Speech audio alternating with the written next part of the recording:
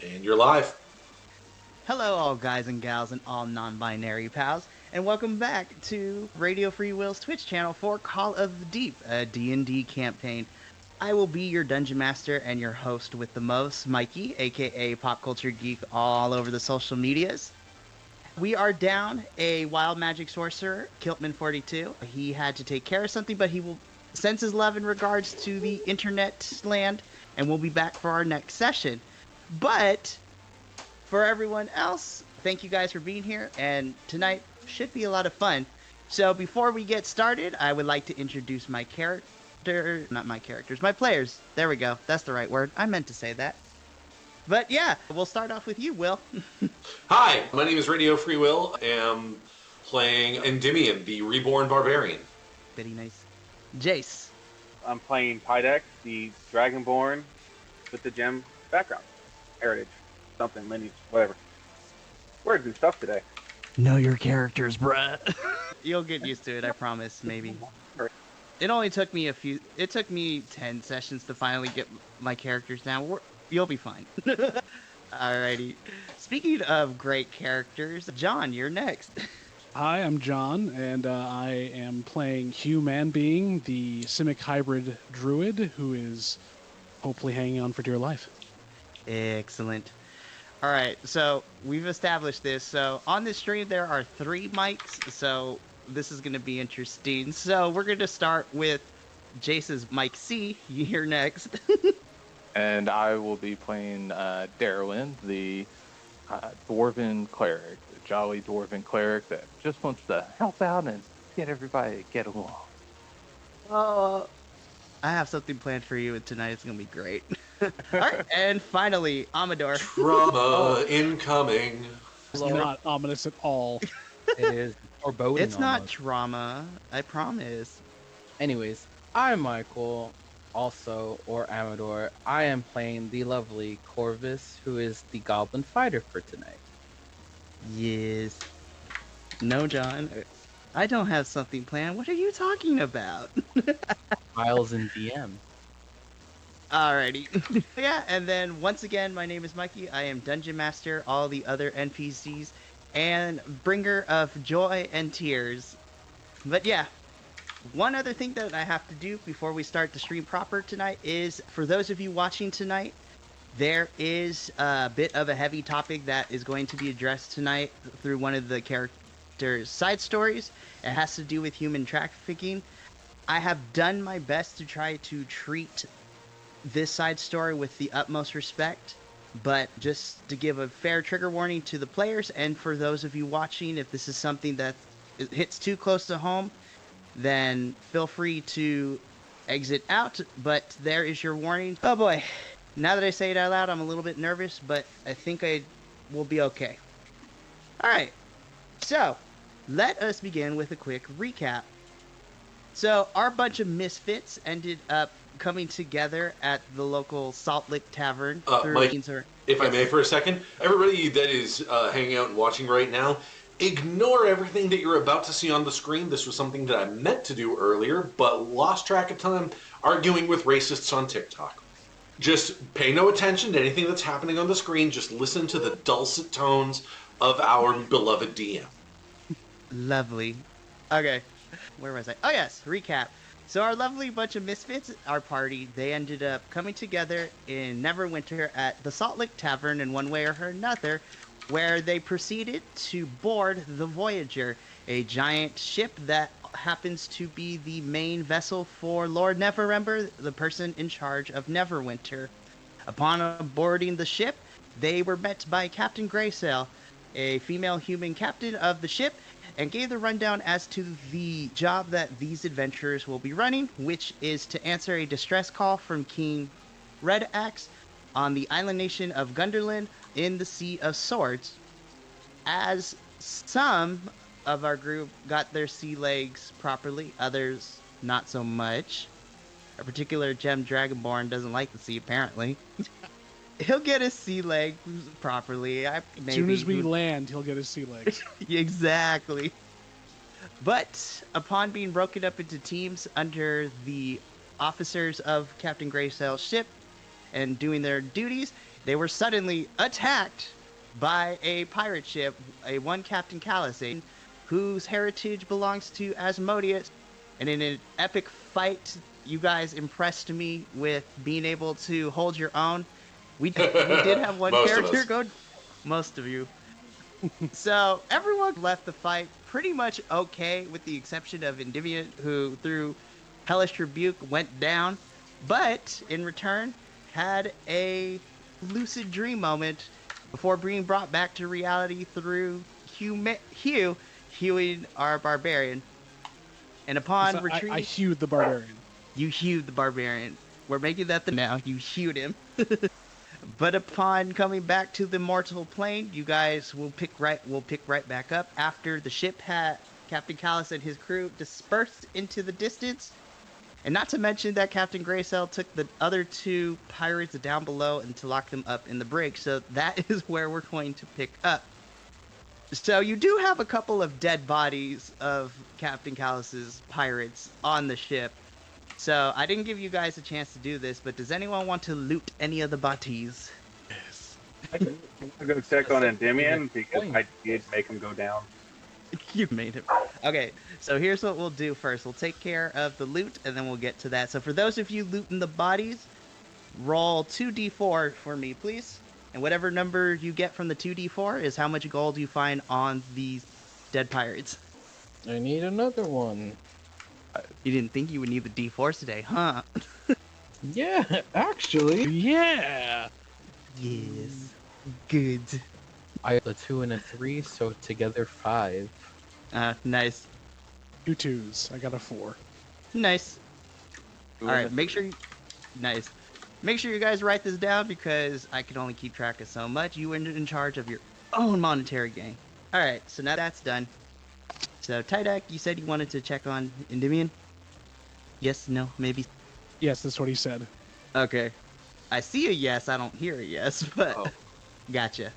Did we find anything else cool other than just gold on those pirates while we're waiting? Yeah, do you I have mean- any weapons?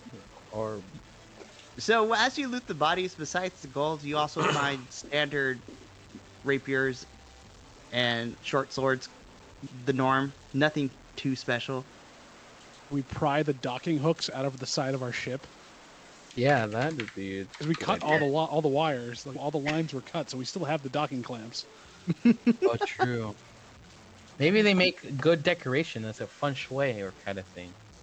Can you hear me now? Okay, cool. Ballast. Yes, we can hear you now. Alrighty. So yeah, so you go up and check with Endymion, and the floor is yours. Hey, Endymion. I just wanted to make sure you're all right from earlier. Stop moving. Are you all right? Yeah, a bit worse, but don't worry about me too much.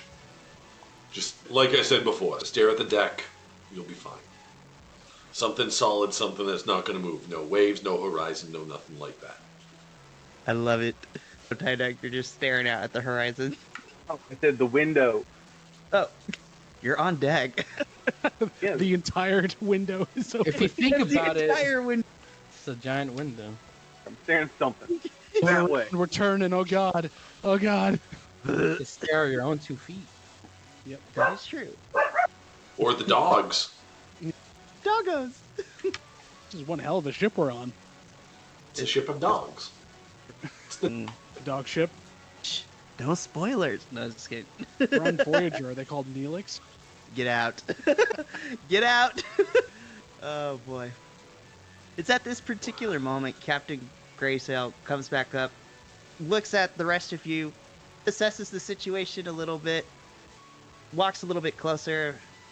Well, that was definitely something that I was not expecting, but it seems that you guys can handle yourself in a fight. Anything good that you found on these pirates? A couple of Coin? swords. He pulled up all the sword. A little money doesn't hurt. And I True. kind of chingle a little bit of coins that they have. If I may pause the action one more time just to show off, the lovely artwork as commissioned by... Who's the artist that did this again, Mikey? So on Etsy, her artist name is Thymecraft. So she did the lovely PC artwork. She worked really well. She pretty much took what we wanted and just threw everything together. She's very lovely, very easy to work with. I definitely recommend for those of you looking for PC artwork to definitely look up her on Etsy. So it's Thymecraft And she on was Etsy. properly compensated. Yep. These are compensate your things that artist. you're supposed to do. You pay your artists. Because if it was left to my ass, you would all have stick figures. That's about the Well, that's because we would have to draw them ourselves. exactly. It's like I would have gone with like an oblong or something. which one are you? I'm the stick figure with the big fuck off axe. I have lots of triangles around me because I couldn't draw polygon. I just have a stick. Like Charlie Brown, I have a rock. Yeah. It wouldn't even be a body, it's just a circle. That's me. But yes, moral of the story, kids, make sure you compensate your artists. This is what they, especially for those that do this for a living. They work very hard, and I'm very happy with how it turned out. So Thymecraft did awesome. 10 out of 10. Round of applause. Round of applause. Definitely going to use her in the future again. And by use, we mean compensate dearly. Yes. Dearly. Yes. Alrighty. Swords. So, Captain Graycell just walks over towards you, inspects the swords. Not much. I don't have a particular fondness for any of this weaponry, but you could possibly use this to trade for something more valuable once we get to Gundarlun. I hear that their marketplace is where you find all kinds of things down there. So who knows? It might fetch a hefty price or might trade it for something more valuable. And as for the gold, you guys can keep it. That's good to know, because I wasn't going to give it to you. Sorry, Captain. Yeah, I figured as much, but you defended the ship when you didn't have to, so yeah, just think of it as reward for defending the Voyager. As compensation! There we go. Putting real-world lessons into our D&D games. The more Compensation. you know. Compensate your artists, including your martial artists. Oh my goodness. Right then, Captain Graycell says, as for our two guests, they're going to be staying in the brig for a little bit and plan on talking to them tomorrow. Seeing if I can learn anything about why they decided to go after a ship, and as well as other means. Did and as we- she looked, Did we What's end that? up getting the pirate captain or just two random mooks? just two mooks. All right. He misty stepped back over to the ship before we could get him. We That's right. Yep. almost had him. I should have set Even- his house on well- fire. You set his house on fire. You shot his sail and it burned up. I should have shot him more. One more good shot would have got him, man. Come on. To be fair, you guys easily would have taken him, but I was just like, nope. As Captain Graycell gives what she plans to do, she kind of finishes her speech. Says, it's getting a little late, and I'm sure for some of you, it took a lot out of you. So get some rest, and I'll see you in the morning. And kind of as you guys make your way down below deck, Captain Graycell stops you, Endymion, and just looks at you and says, "Are you all right?" Yeah. Like I told Tydak, I've been worse. I had worse done. Right. I'm glad that you're okay. I wouldn't want to lose anyone on this voyage, if any at all possible. Yeah. High seas, you're gonna run into it. True. And as she begins to turn back around, she looks over her shoulder and says to you, Endymion, the sea is a very mysterious being. Sometimes it provides the answers that we're looking for without our knowledge. And she says, my mother used to tell me that a lot growing up. I don't know why, but I feel that it works here in this case. And with that, she continues walking.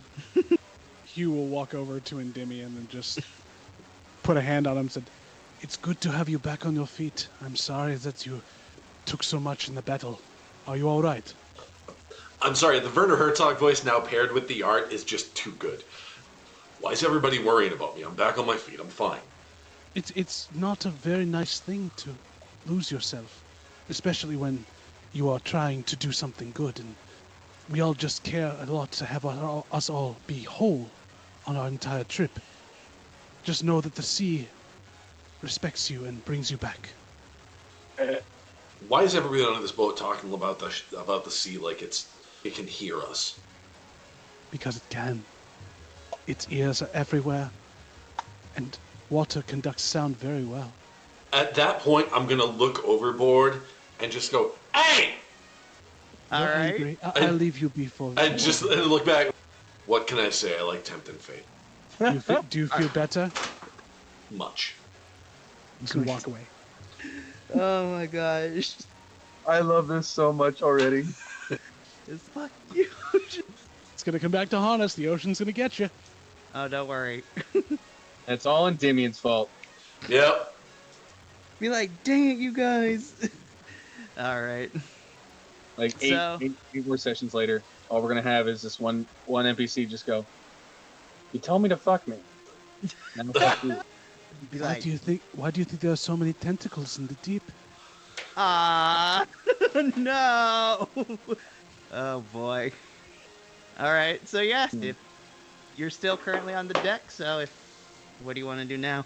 Oh, you know what? With setting all that stuff up, I forgot to open my character sheet. Give me a second. Okay, I'm the one man in the stream over here, all right? Give me a minute. Like I said, you're busy. I'm not saying. I'm trying to empathize with you, man. All right, let me You're see. doing it. Okay, what time of day is it?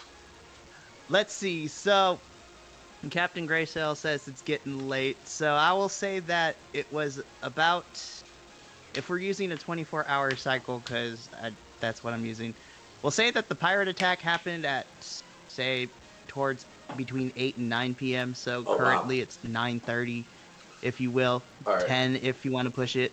I'm gonna walk up to the captain and just say, Captain, permission to call it a night. Captain Graysail just nods. Permission granted, Endymion. And get some rest. I'm gonna Thank need you. you for the rest of this journey. And yeah, I'm gonna find whatever bunk or hammock or whatever my designated sleeping area is. So yeah, so this goes for everyone too. The Voyager, since it is the main ship of Lord Neverember, this thing is decked out, so each of you have your own room. So Holy shit! Okay, fine. My own room? Can't wait to hide trash in On there. a ship like this? Are the skies red? No. no. Skies at night, sailors delight. Ooh. Oh. Red skies in the morning, sailors take warning. Oh. Oh, writing that down for future. This is good. Keep going. There's a whole color scheme for this. Scribbled in new BBEG for us. You are now fighting the sky. No, And you're we thought finding- the ocean was gonna fuck us. I was gonna say, after I told the ocean to go fuck itself. That's it. I'm telling my dad, and it goes up to space. Lovely. All right, so Yeah. So all of you make your way to your rooms. Just for the giggles, I need to know, how does each person's nightly routine go? So let's start with Endymion.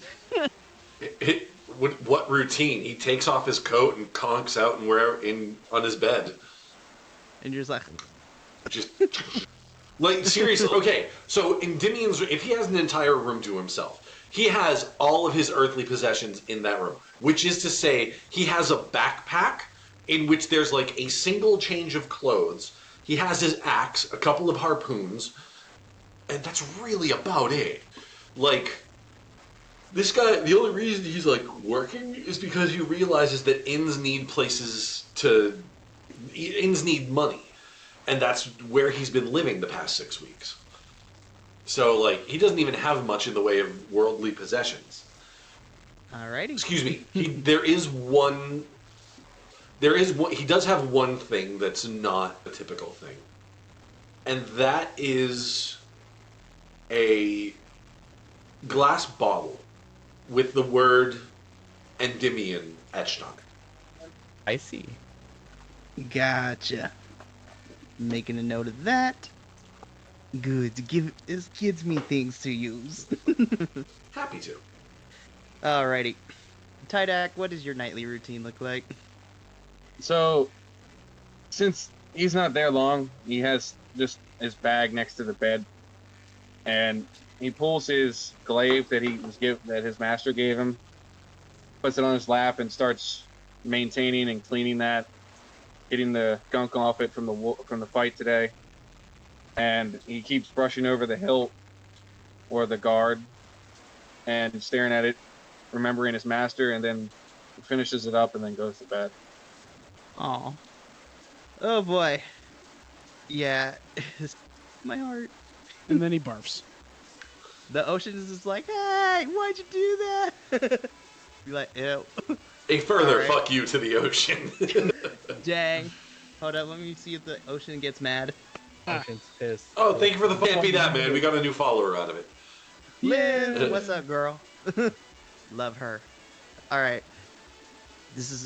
I can't wait to hear this. Hugh, what does your nightly routine look like? Hugh usually will put his pack down. He will stand in the middle of his room, try to find the lowest spot because he's not near the water itself. But unless there's is there a porthole in this room? I think there is, right? Yeah. So he opens the porthole, and he concentrates with his focus and just tries to clear his mind to see if he can hear the waves, hear the language of the ocean as it's putting him to sleep. And right before he does, he takes out his saber, makes a small cut across his palm, sticks his hand out the window, and 3 drops of his blood out to the ocean, comes back in, wraps the wound, sits down, and lets himself listen to the ocean and just let it put him into slumber. Oh my gosh. That's actually really cool. I like that. Very ritualistic. Go figure. All that sensei. And then the ocean yells back, "Fuck you too." Why are you yell whispering? 'Cause I can hear you. Like throws the blood back. Be like, I don't want this. You call this an appetizer? It's raw. Oh no. The ocean turns into Gordon Ramsay.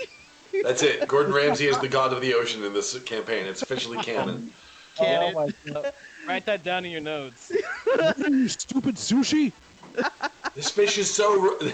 What is it? This calamari is so raw I can still hear it yelling at SpongeBob! No. We have fun here. Yeah, we do. We're great people. Alright. So I'm gonna come back to you, Darlin, but Corvus, how is Corvus's nightly routine? Corvus's nightly routine is a little simple. The first thing he does is he goes to what the ship's equivalent of a refrigerator or where they hide all the food. You Then mean the galley? that thing, yeah, the galley. Oh Or what- no. Or what? He's like, how could you just take all that food? You don't even live here. He's just like, dang. Okay. Hello. Hello? Out for a second. There you go. It's Welcome all back. good. Be like, rage quit. He's like, I had it. This isn't even a soup. Alright, so you're making your way to the galley, Corvus? I'm going to the galley, and I'm just gonna. And what Corvus is gonna do is he's just gonna grab like potatoes and some salted meats and carrots, just a bunch of root vegetables, and he's just gonna start making a stew. His nightly ritual consists of having a really big bowl of stew, so that when he goes to bed, he's in a food coma. Please say you have a room next to the dragon and you're just eating loudly the entire time, just making very loud food noises. Lips Oh. smacking, So all Tydak hears is, and they like occasionally loud burp. You're like, you take a double take, whoever's next to my room. Double takes is like, did that really come out of that goblin? Oh my gosh.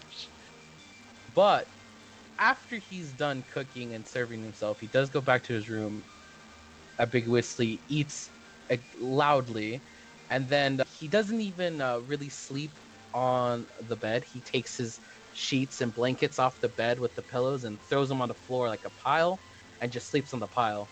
He makes a little pallet for himself. Yeah, like a rat's nest. Reminds Dang. him of home. He's on the sea. Oh my goodness. I love that. Alright.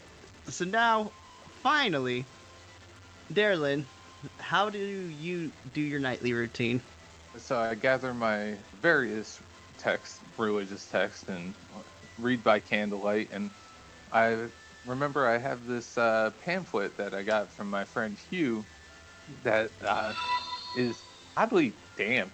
So I try to gingerly flip through it without tearing any of the pages and learn a little bit more about Hugh's patron. Very. Be like, when you say pamphlet, I'm just imagining. See, okay, so a little bit of a disclaimer. As someone who grew up in the Catholic Church, like, I know the pamphlets that you give out to, like, new people of the parish and things like that, the Bible tracts. So I'm just imagining that's what it is. And Daryl is just like, on the front, it just says, "Have you heard of our Lord and Savior Dagon?" Yep. It's like, open it up to read more and find out. Will's like, Embrace too, the ocean and turn to the next page. Will's like, too real. Has like little kitty facts, so kids are still interested. It's like zooplankton photosynthesize. Dagon does this.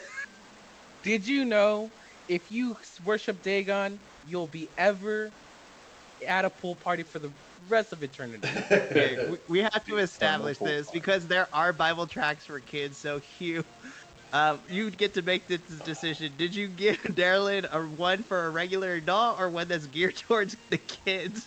I gave him both because he was very interested. I wanted to see him compare and contrast. The kids one is actually weirdly thicker because of all the illustrations versus the one that you give out to adults, which is a little bit thinner. That's true. Remember to give him the crowns for the coloring pages in the back? Hold on, I gotta see if there's something here because I drew the illustrations. How good were they? Hold on. I want to see how good these will be. I think this Do it. Yeah, it's a 15 for a performance roll. That's not bad. No, No, they're not bad. they're They're not not great. bad. They're not bad. They're pretty decent. For being wet all the time? They're That's not great. wet all the time. They're fine. They dried out. He had them out for a little while. I gave them when they were wet, yes, but It wasn't like putting it on like a clothespin and a little line to dry no, it. I'm not saying they're not damp and probably moldy, but still. Do they get like a better You scent? have wet things in your And they- inventory. I have a Damper wet than bag. Textbooks like to be. No. Carrying bag is usually wet. Isn't yours? Weird. Alrighty. Yeah, so as you are comparing and contrasting being the studious person that you are, Darlin, you notice that off in your pile of books, you see a faint glow coming from one of them. That's totally normal. Books glow all the time. For him Remember it is. casting light on this book? So, are you gonna go? So you're investigating it. My book's Alright. glowing. That's weird. Yeah, I'm just gonna let that.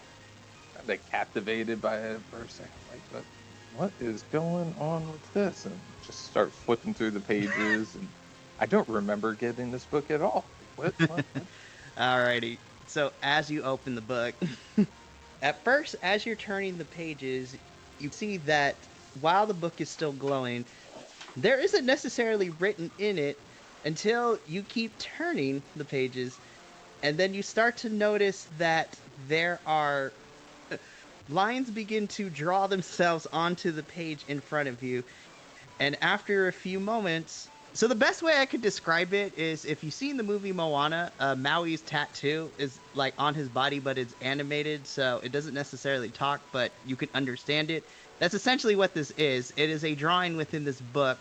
It doesn't necessarily speak with words, but you have the ability to talk with it because as you look at this figure and you're continuing to look at this page, the book magically continues to grow brighter and brighter until the light kind of just dissipates. In your hand is the children's book that you picked up when you were little and that you've been carrying with you this whole entire time. And in fact, to be more specific, this children's book was where you met your special friend through, the one who gave you your mission of that you're on. I remember this. I haven't thought of this in years. That's what got me into my studies.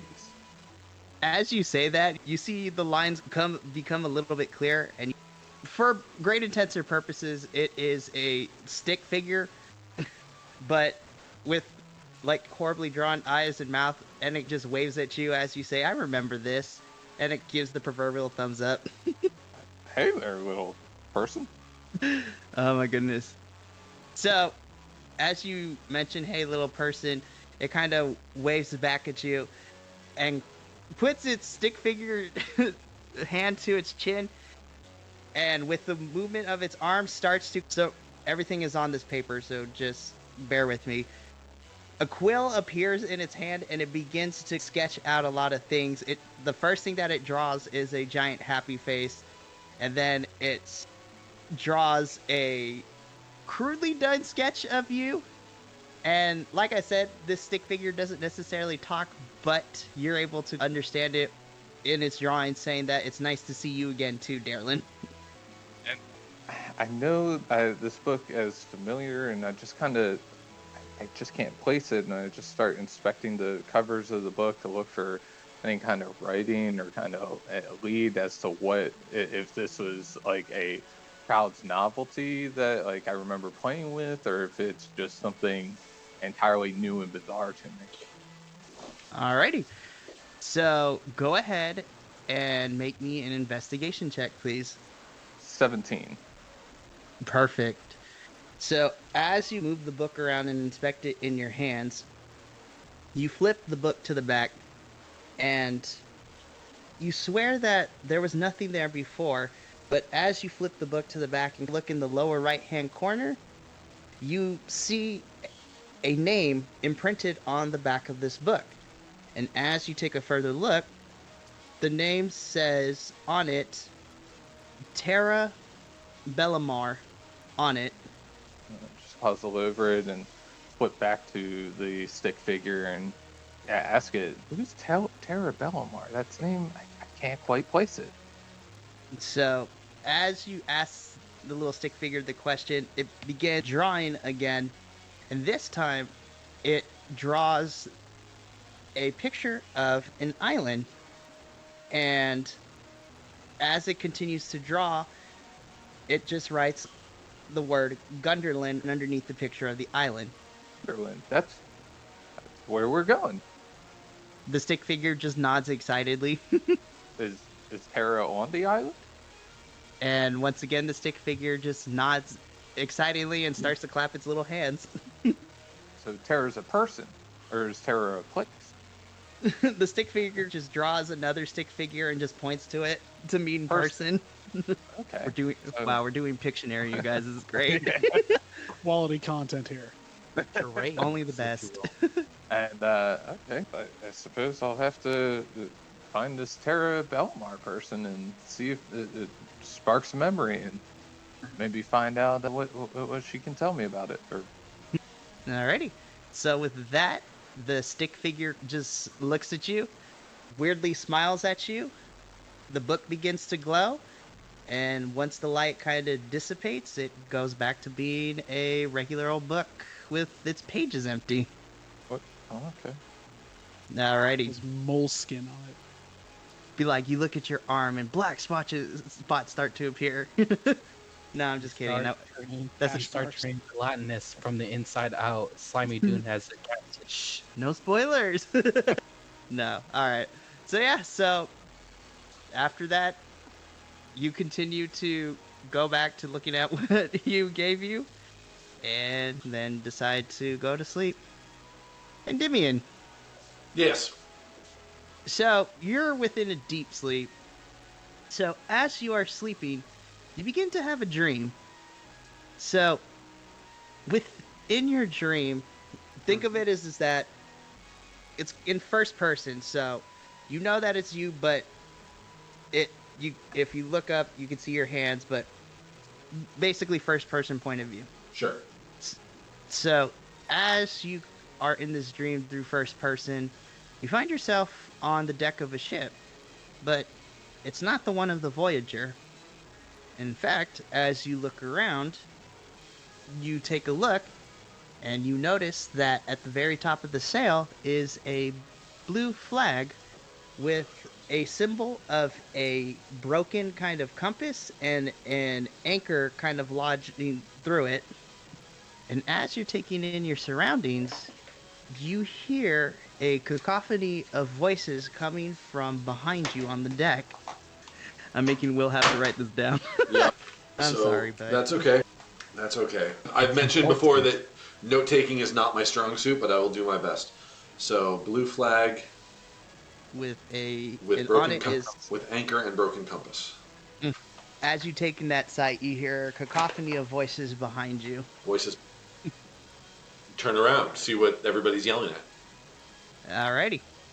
So as you turn around, you see a group of people, but for whatever reason, most of their bodies, but when you try to take a look at their faces, it's shrouded in this sort of mist and haze. The best way I could describe it is it's if you had prosopagnosia, which is like face blindness. Sure. And so as you turn around to look at these figures, a very short looking person walks up to you and extends his hand and says, Endymion, why don't you join us? Who are you? That's a great one, Endymion. Come on, you know who we are. I'll take their hand. All right. So as you take their hand, they lead you to the rest of these kind of misted faces. And have a seat, my friend.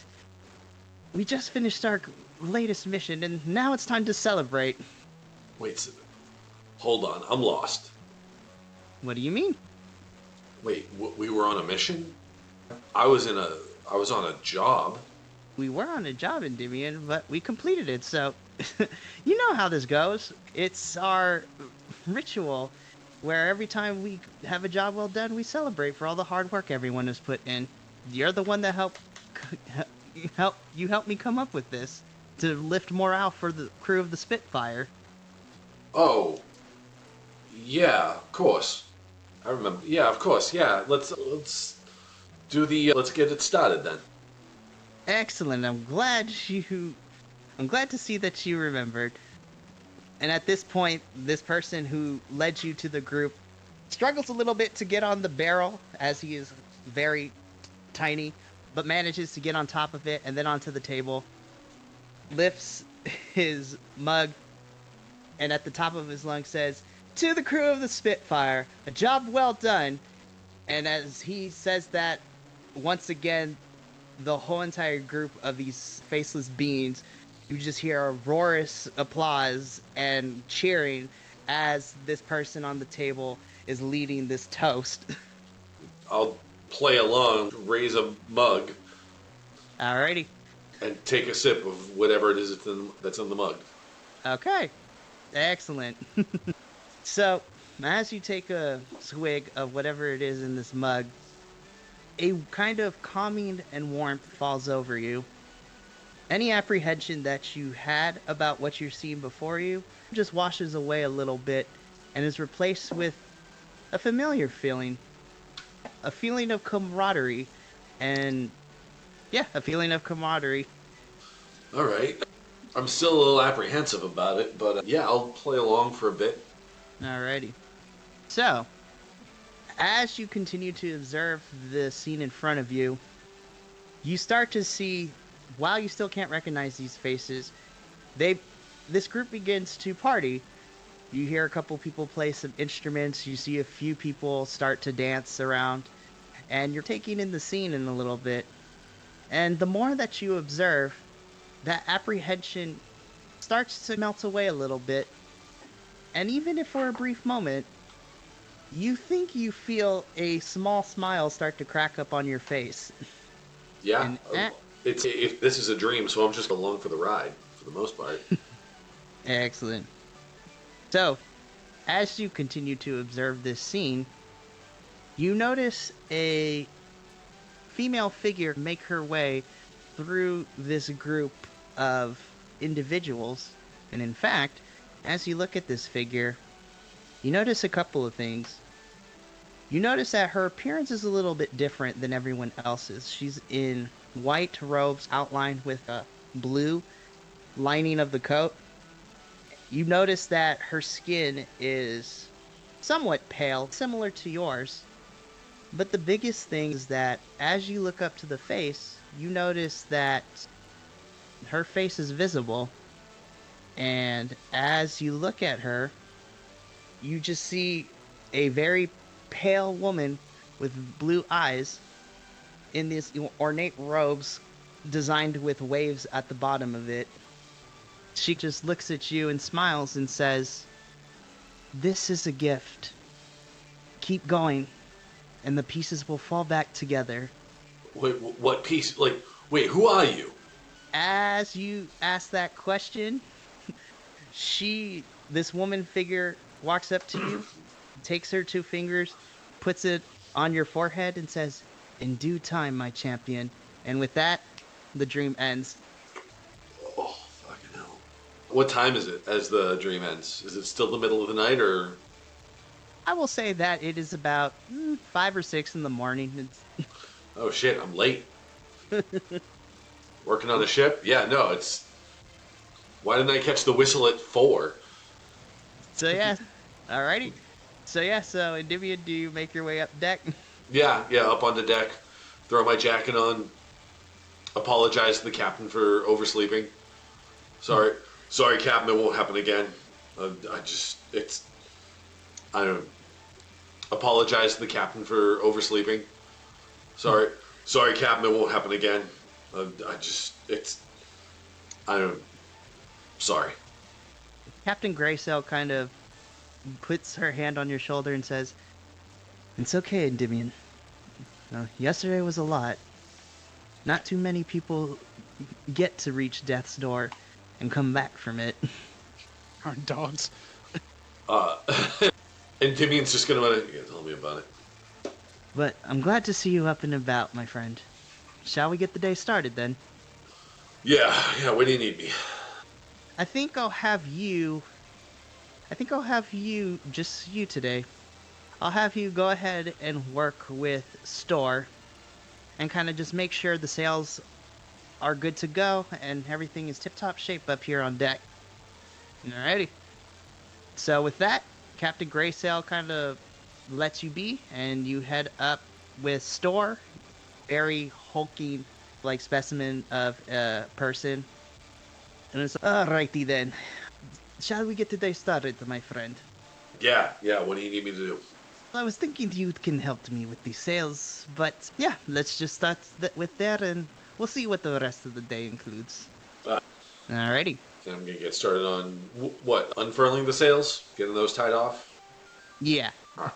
Alrighty. So as you begin to do that, the rest of you guys go to your responsibilities. So Endymion and Cold, you guys are doing things on deck. Tydak and Corvus, you guys are meeting with Q, and you're helping him make sure that the course that you're charting is the best one possible, kind of looking at a map, seeing how far you have to go. And then Gundarlun and Hugh, you guys are working with Chandri, making sure that everything below deck as far as supplies goes, medicine, things like that, and just doing that. So, at this point, I will say it's about mid-afternoon, probably like 2 or 3 in the afternoon, and you guys are What was that? We got a late start. Yeah, but for the most part, you guys were able to do what needed to be done, despite the late start. And you guys are being treated on deck to a meal. Comes up with a big old pot. She sets it down on the deck and says, "It's not a lot, but I hope this fills you up." And as she lifts the lid of the pot, inside you just see the first thing that hits you is the aroma of the food. You can smell the different spices and the different ingredients that went into this kind of, I want to say, the best way to describe it, it's like soup, but in the Hispanic culture, it's called caldo, and it's made a little bit differently than ordinary soup. There's more veggies and meats in there than you would typically find in regular soup. And so Chandri is just, it's not a lot, but it is a hearty meal. I hope you enjoy. And then she begins to serve each of you guys your meals. Oh, I should say, given that it's been enough time, it has been a long rest. So you guys can restore your stuff after the long rest. Cool. Cool. Alrighty. While you guys do that. Oh, yeah, that's right. It tastes like nothing. Corvus is stuffing his face. He's like, nothing. Give me another. Maybe it's different. Chandra looks at you, puzzles. All right, and gives you another bowl. He's just, okay, maybe since everyone got their fill, it's a little lower. It's the bottom. It'll have all the good stuff. Maybe I'll taste it then. And then he just leans into it, goes for it. Nothing. It's still nothing. Nothing at all. It's hopeless. So is Corvus the Dewey Cox of this universe? Yes! Oh, no. No. Not Well, even yeah. a little bit. I mean, he has a sense of smell. He just doesn't have a sense of taste. It smells great, but a little lacking there. Excellent. As you guys continue your meal, I need everyone to make me a perception check, please. Oh, good. Not a constitution check from eating the meal. She's trying to poison you. No, just kidding. Or if you're in 3.5, a 42 save. Oh, gee, that's right. You said what are we rolling? Perception. 25. Dang. That's 18. I got 13. 21. All right, Jace, I didn't catch yours. What'd you get? One more time, please. Oh, okay.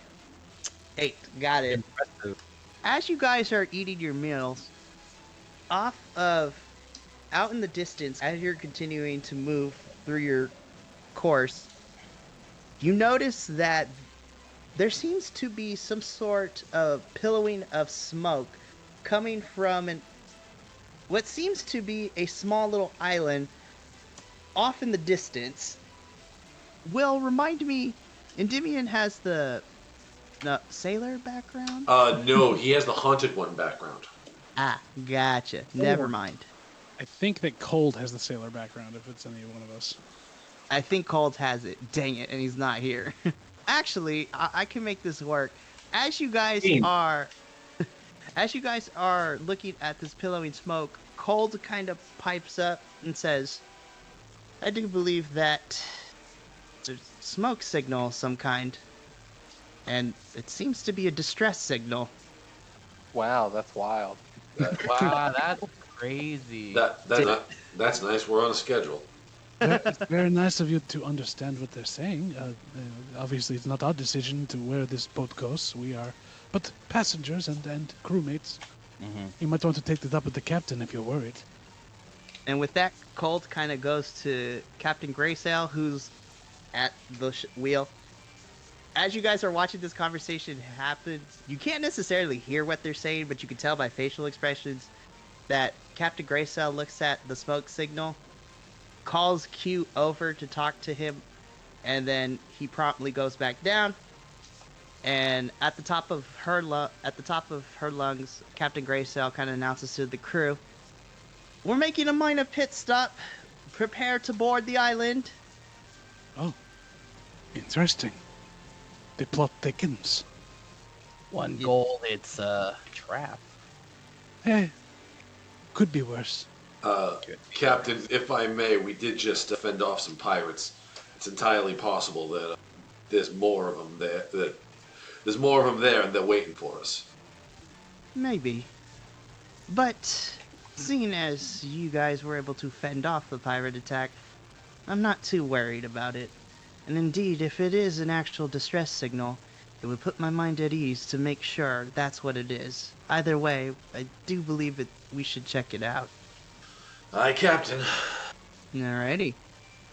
So, you guys, go ahead. I would say we'll go down below and make sure that the sick bay is ready for people as they may come in hurt. Alrighty. Chandra kind of looks at you, Hugh, and says, "That is an excellent idea. I will assist you in that." And both of you make your way below deck.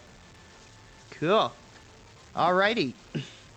So, as the Voyager gets closer to the island, the scenery is what you would traditionally find like in a tropical area. The water is very pristine and clear blue. There's lots of different palm trees, all kind of different flower life lining the edges of the island. And as you get closer, you notice a ship beached on said shore of island. Can I roll perception to see what kind of ship it is? Go for Or it. like, or say, what it has, what colors it's flying? Okay. I got a 17. Excellent. Alrighty. So, as you are taking a look at the ship Corvus, the first thing that you notice is that this type of ship, it's similar to ancient warships of China and Japan. So the way that it is made, it's more longer Mm-hmm. than it is.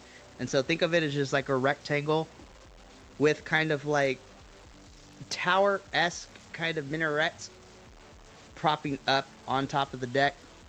And as you take a look at the flags that it's flying, the flag is bathed in this kind of dark orangey brown kind of color. And as you are taking a closer look at the symbol that is on the flag, the symbol is like a circular pattern with a couple of lines finishing the design, and it looks something like this.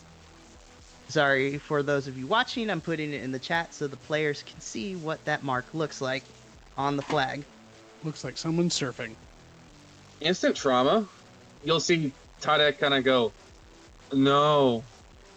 Are No. you going to be sick again? You're supposed to be dead. You're supposed to be dead. We need to save them. We need to get on that boat. Luckily, the boat is on a beach, so it'll be pretty easy to get to. Yeah, and the captain's already ordered this, so. What do you mean? I was down below. What do you mean ordered this there? What happened? Captain said we got to get to the. We're taking the detour. We're going to the island to take care of whoever's sending up the distress signal. Enemies. Killed them. Sorry, I thought you said we got to get on that boat. A little about my past, as you'll see him kind of mess with his left arm and like pulling the bandages off of it under his gauntlet, and he shows you the same mark. Okay, so they're old friends of yours or they're enemies? They were the slavers that ripped the gems from my body that killed my mental. Friends of yours or enemies? Cousins, brother roommates. Okay.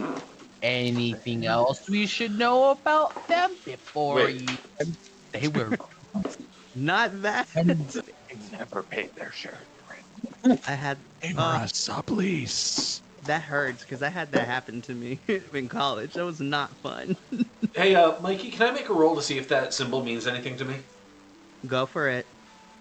All right, and I am going to use knowledge from a past life on this. This is my racial ability I get for being reborn. Damn, let's go. All right, so that is a 17 grand total. Holy crap. So, Endymion, Yeah. as you're continuously to look between the symbol on the flag and on Tydak's arm, just follow this train of thought real quick. Yep. The synapses in your brain start to fire, and it seems that whatever it is that you're thinking, a fog clears through there, and a connection is made.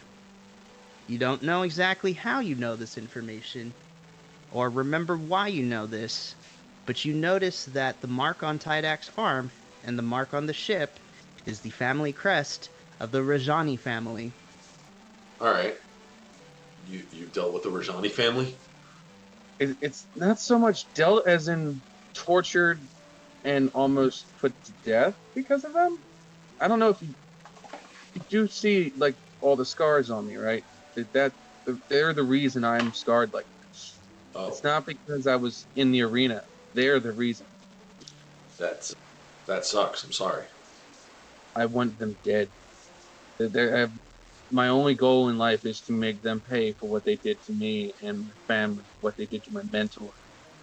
I don't know what's going to happen while we're out, but I'm sure I will lose my senses. I'm not going to be able to keep a straight head. Neither are they. Honey, Get it? 'Cause I'll just go stand over there. So, I'll make new friends. I guess we're making new friends today, boys. Oh my gosh. All right, so do all of you guys make your way to shore? Might as well. Like I said, Captain ordered it. Investigate the distress signal. Alrighty. So as you guys make your way onto shore, are able to see that from the deck of the Voyager, perspective changes once you get more on land with your feet on the ground, and that the ship in size is the same size, if not a little bit larger than the Voyager itself. And as you look at the scene in front of you, you see a small little fire about 10 feet away from the ship, just billowing with embers and smoke. And faintly behind it, you see that part of the hull of the ship that has been beached onto the shore has broken apart and creating a hole inside it where it seems like you can go inside should you choose. I immediately go inside looking for survivors. So you just run and take off? Without a thought. Alright. What are the rest of you guys doing? I'm gonna let him. He's going to look for survivors, so yeah. I'm gonna inspect the area and keep an eye out. Wait, don't get too far ahead. Alrighty, so go for it. Sorry. It is beached. It is, yeah, right? It is on the beach. Is there any kind of ladders to get to top deck? Netting or something? Also, and when you say beached, do you mean beached or wrecked? That's a good question, too.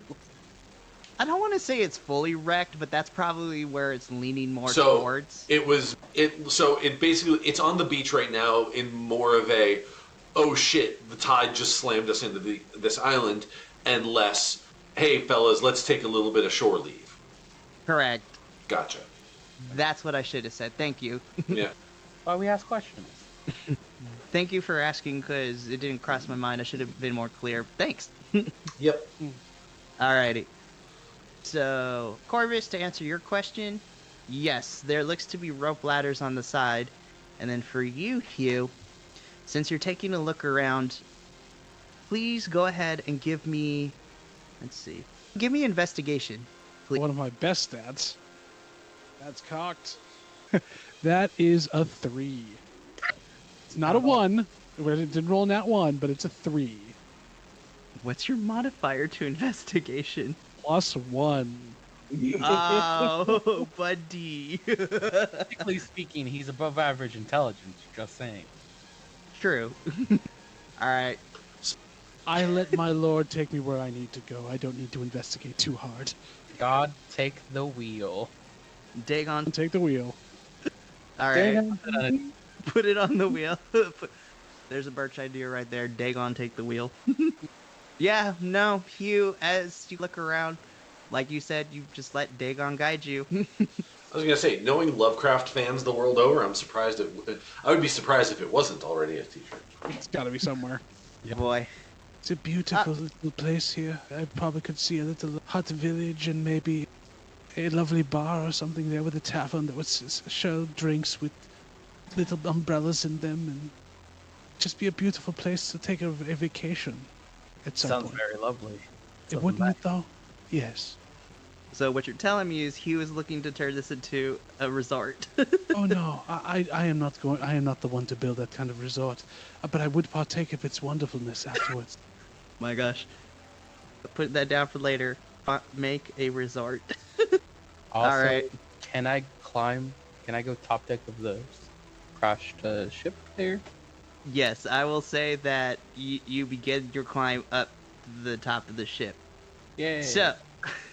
So for the rest of you on the beach, you guys, where are you gonna go? Tydak just ran straight for the hole into the ship, and Corvus start climbing up the side. All right, so Hey, that was slow down. all right. So Hugh, you are following. No. No, I'm watching Corvus go. I'm keeping an eye down here. Okay. Darlin, you were chasing after Tydag. It sounded like. All right, Endymion. I'll head after. I'll head after Corvus, I guess, if Tydak's taken care of. I'm not gonna run after him. I'm just gonna be like, God, like what, guys? Calm down.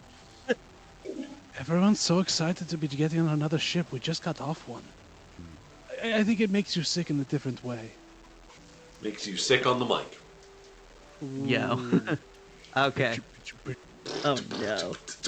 All right, let's see. Yay, we're splitting the party. I'm so excited, you guys. Never split the party. Fuck. God, we all die. I promise it won't be bad. All right, let's see. All right, it is even. So we are going to start with Endymion and Corvus. All right.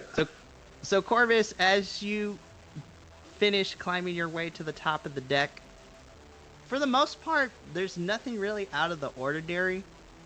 It's just like a typical deck of a ship. Though you do notice that as you look around, on the other side and even behind you, on the railings of the ship are similar markings to the flag, the Rajani family crest, and you can see it in sporadic places all over the deck as well. Question: Yes. Do you have to have? You don't have to have like knowledges trained. In terms of Trying to see, like, use like a history or some kind of like knowledge checks or intelligence checks, so I can see like any kind of history behind the markings, not just like who's represented by it, but like what they're known for and what they do as like pirates. Does that make sense? Am I explaining that weird? no. You Like, know what? Would I use No. like insight or, like I said, a history to know of like them? Here's what I'm gonna rule it as. So, without giving too much away, given your backstory, and given what your family does for a living, they tend to travel from place to place, especially if they're world renowned. So, probably on one of these travels, you can make a history check to see how much of you learned through your travels with your parents. Okay. Wow, I got. No, stick with me here. I got the mightiest 6 you have ever seen. Lovely. All right, so Corvus, as you take a look at the markings, definitely they belong to the Rajani family. But as you were traveling with your parents, you were more focused on the flavors and the sights of the cities that you really didn't pay much to attention to any of the local histories or the rumors on your travels. You may have heard a little bit. So what you do know about the Rajanis is there's some sort of royal family, but as far as where, to what extent, and what kind of business they are into, you have no clue. Okay. Nothing about this mark is interesting. Let's say you. Do you have any connections? It's Endymion who came up with me, right? Yes. Yep. At this point, Endymion's kind of just finishes climbing up. Yeah, and when he comes up, I'm like, does this mean anything to you? Any of these, the symbol? I know it's the family, but I don't really know much about them, except for what Tydak just told us. Evidently, they trade in people, which seems shady to say the least. Because people aren't things. Yeah, no, people aren't things. No, they're not.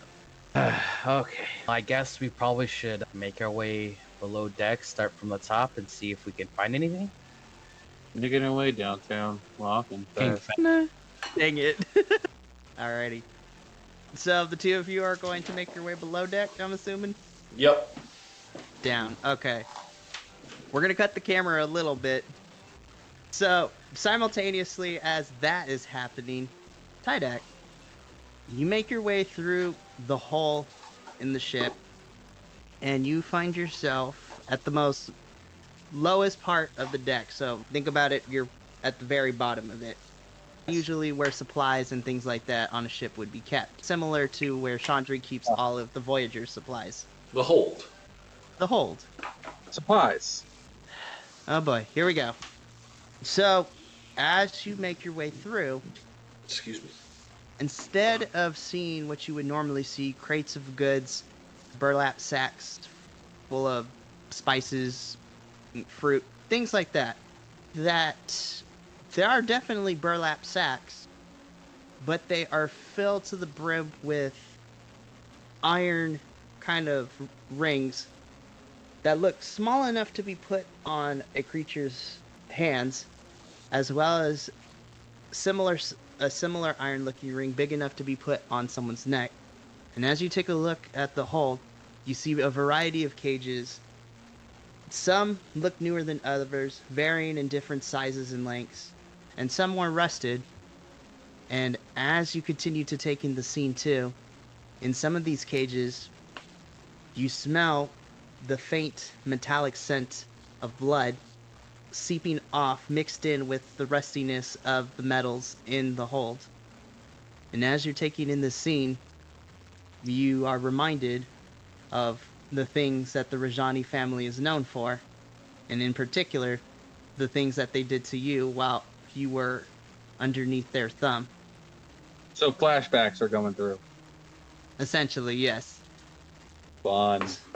So as you're standing there, your mind goes away to a little bit, and a memory comes up in your mind as you're taking in this scene.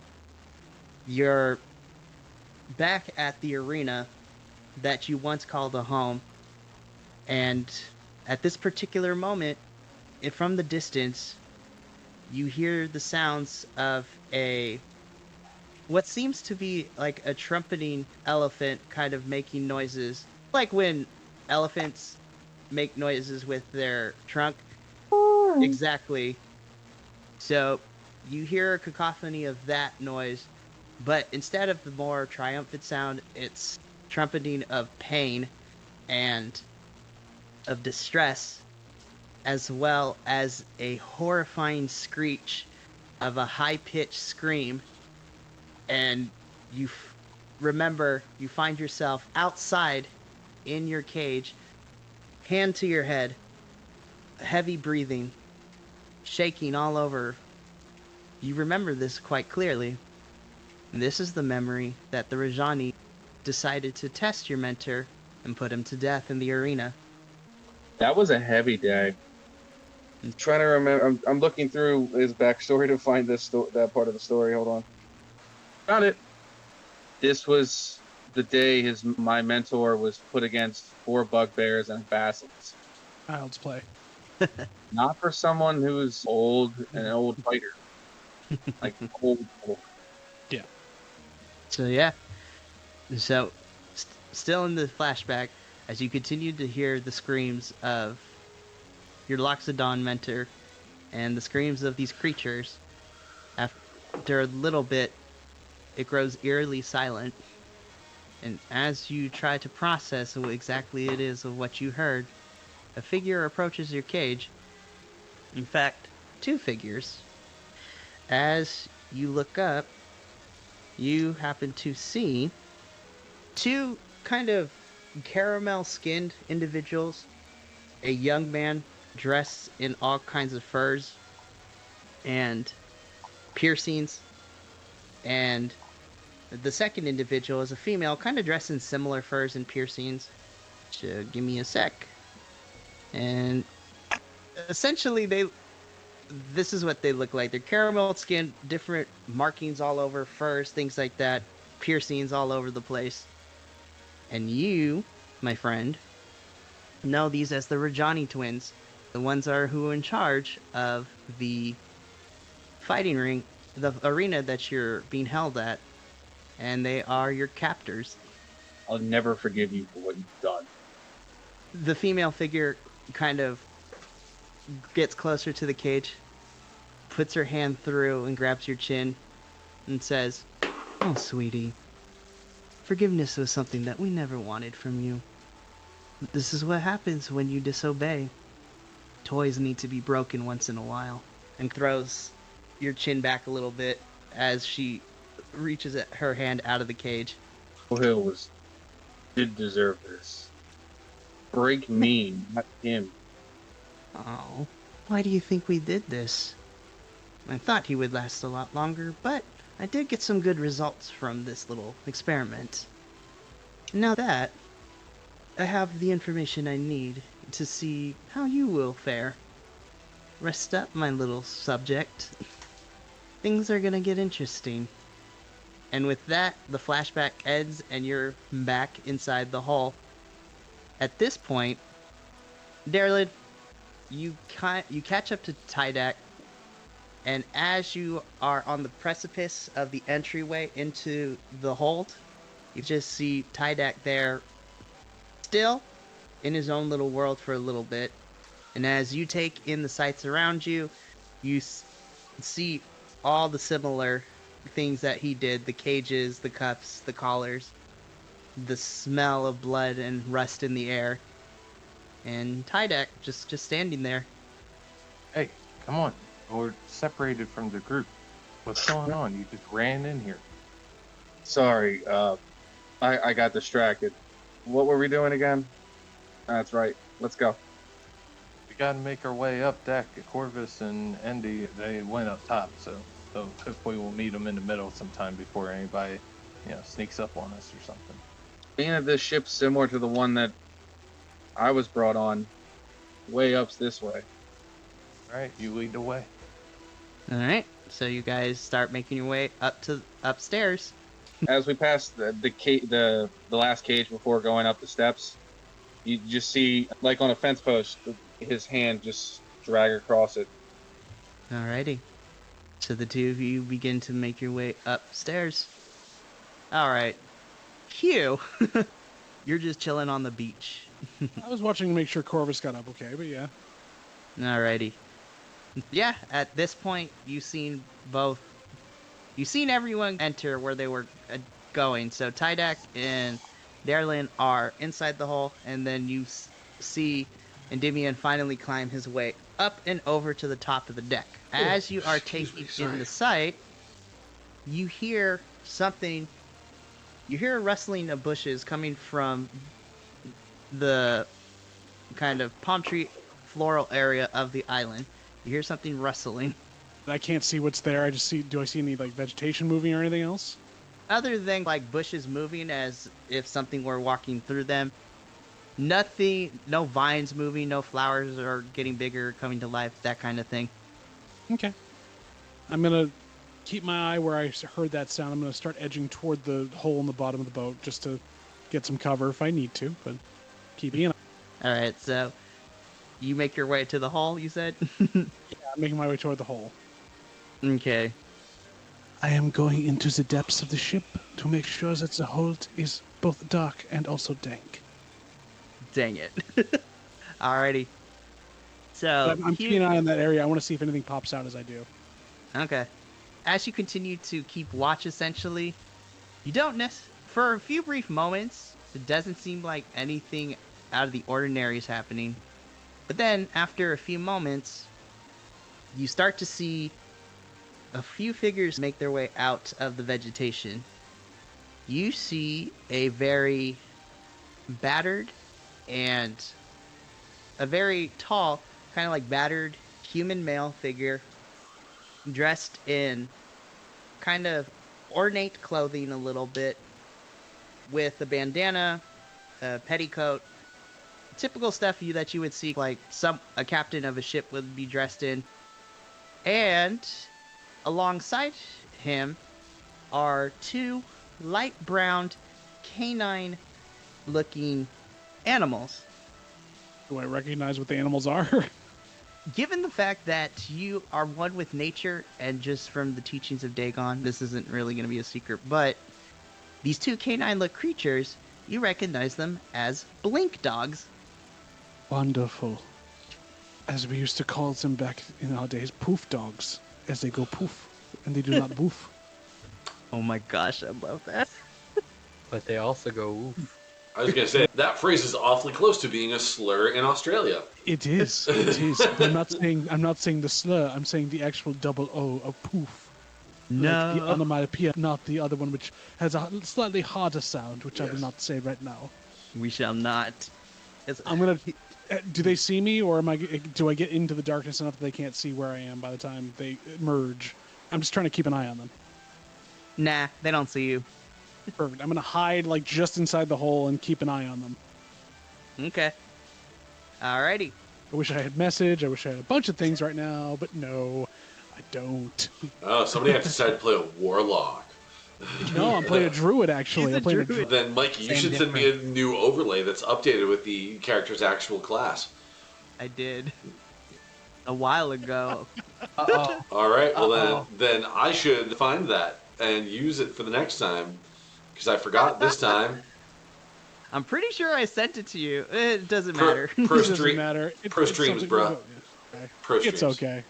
To be fair, I sent you like 50 different overlays over the last couple of weeks. Oh, I'm just trying to be Right. helpful.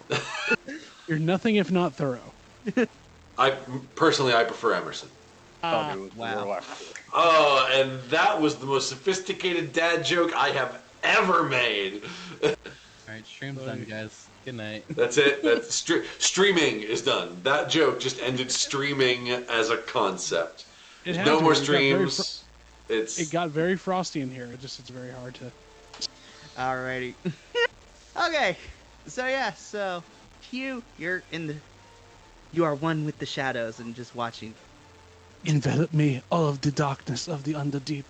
Allow me not to be inky as the shadows. Okay. Alrighty. We're gonna cut the camera. It's so dark in here now. Be like, hold on, where'd he go? Alright, so the camera pans into the middle of the ship. So, through the magic of plot, Endymion and Corvus, you guys make your way down, while simultaneously, Gundarlun and Tydak, you guys are making your way up, and from across on opposing sides of said stairways, you guys see each other. Like the Spider-Man meme where they're both pointing Yeah. at each other. Oh, I love you guys so much. good. You're not dead. Yeah, you got a hell of a pair of legs. You ran really fast. Yeah. Sorry. Did you find anything interesting down there? Nothing at All all. bracelets and necklaces. Bracelets and necklaces. And more dogs. Yeah, weird. What is it with dogs on ships right now? Is that a thing I missed? Is that the trend? I don't stay up on fashion. Yeah, we're not doing cats in this world. It's all dogs. And there are no dogs there are no cats in the D&D, and the streets are paved with cheese. Will be here all week, everyone. Yeah, I will. You're just He like, doesn't leave. oh boy. That's almost accurate, actually. We saw you get a very important phone call and then get some food, I'm assuming. Yep. Alrighty.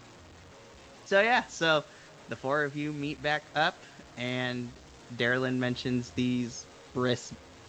Did you just, now that I'm thinking back on it, did you describe them as necklaces and wristbands? Yeah, he did. Bracelets and He did. necklaces. Oh my gosh. Were they at least shiny? They Like, weren't the fanciest things, but like people have different styles. I don't know.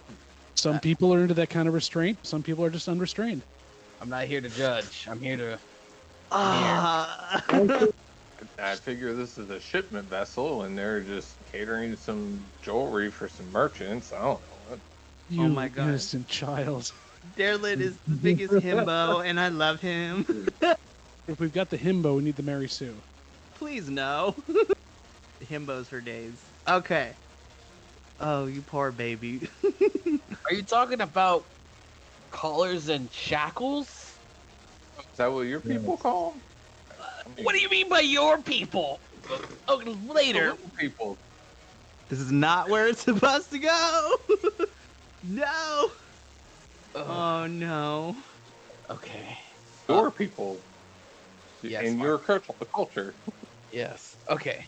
Besides my people, I say we should check out the captain's quarter. Maybe there's something important there.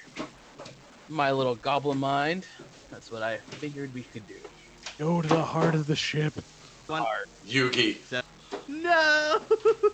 You're just a second-rate ship using a third-rate crew. That hit real deep. That hit deep. Ooh. It unlocked something in my brain. That burns, man. It burns. Sizzle. So Corvus, after that sick burn, you want to go to the captain's quarters? Yes. Okay. It's a nice and captainy. I'm not gonna make you investigate it because it's pretty. Even though the ship is very long, there's not for whatever reason there's not really a lot of rooms on this middle level. So you easily find it. I'm sorry, you mean to tell me that these long oared ships that are famously owned by a family of human traffickers don't have a lot of rooms? That's shocking. Accommodations are Spartan.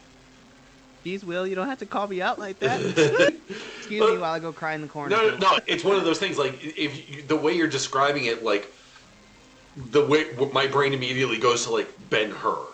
So, there's not going to be a lot of rooms because they don't give a fuck. Then I'm doing my job correctly.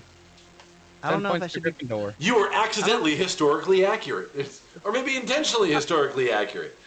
I'm proud that I was historically accurate, but I don't know if I should be proud of the fact that we're talking. Never mind. That's a different discussion for a later time. I'm trying my best here. Okay. Corvus, you find the captain's quarters. Yes. Door's closed, and as you approach it, you hear some rustling coming from behind it. I'm gonna immediately take out my longbow and arrow notched. Can never be too sure All right, what's on the opposite side of that door. That's a hydrate from JC. I need to go get my bottle of water. Yo, facts. I forgot to get water.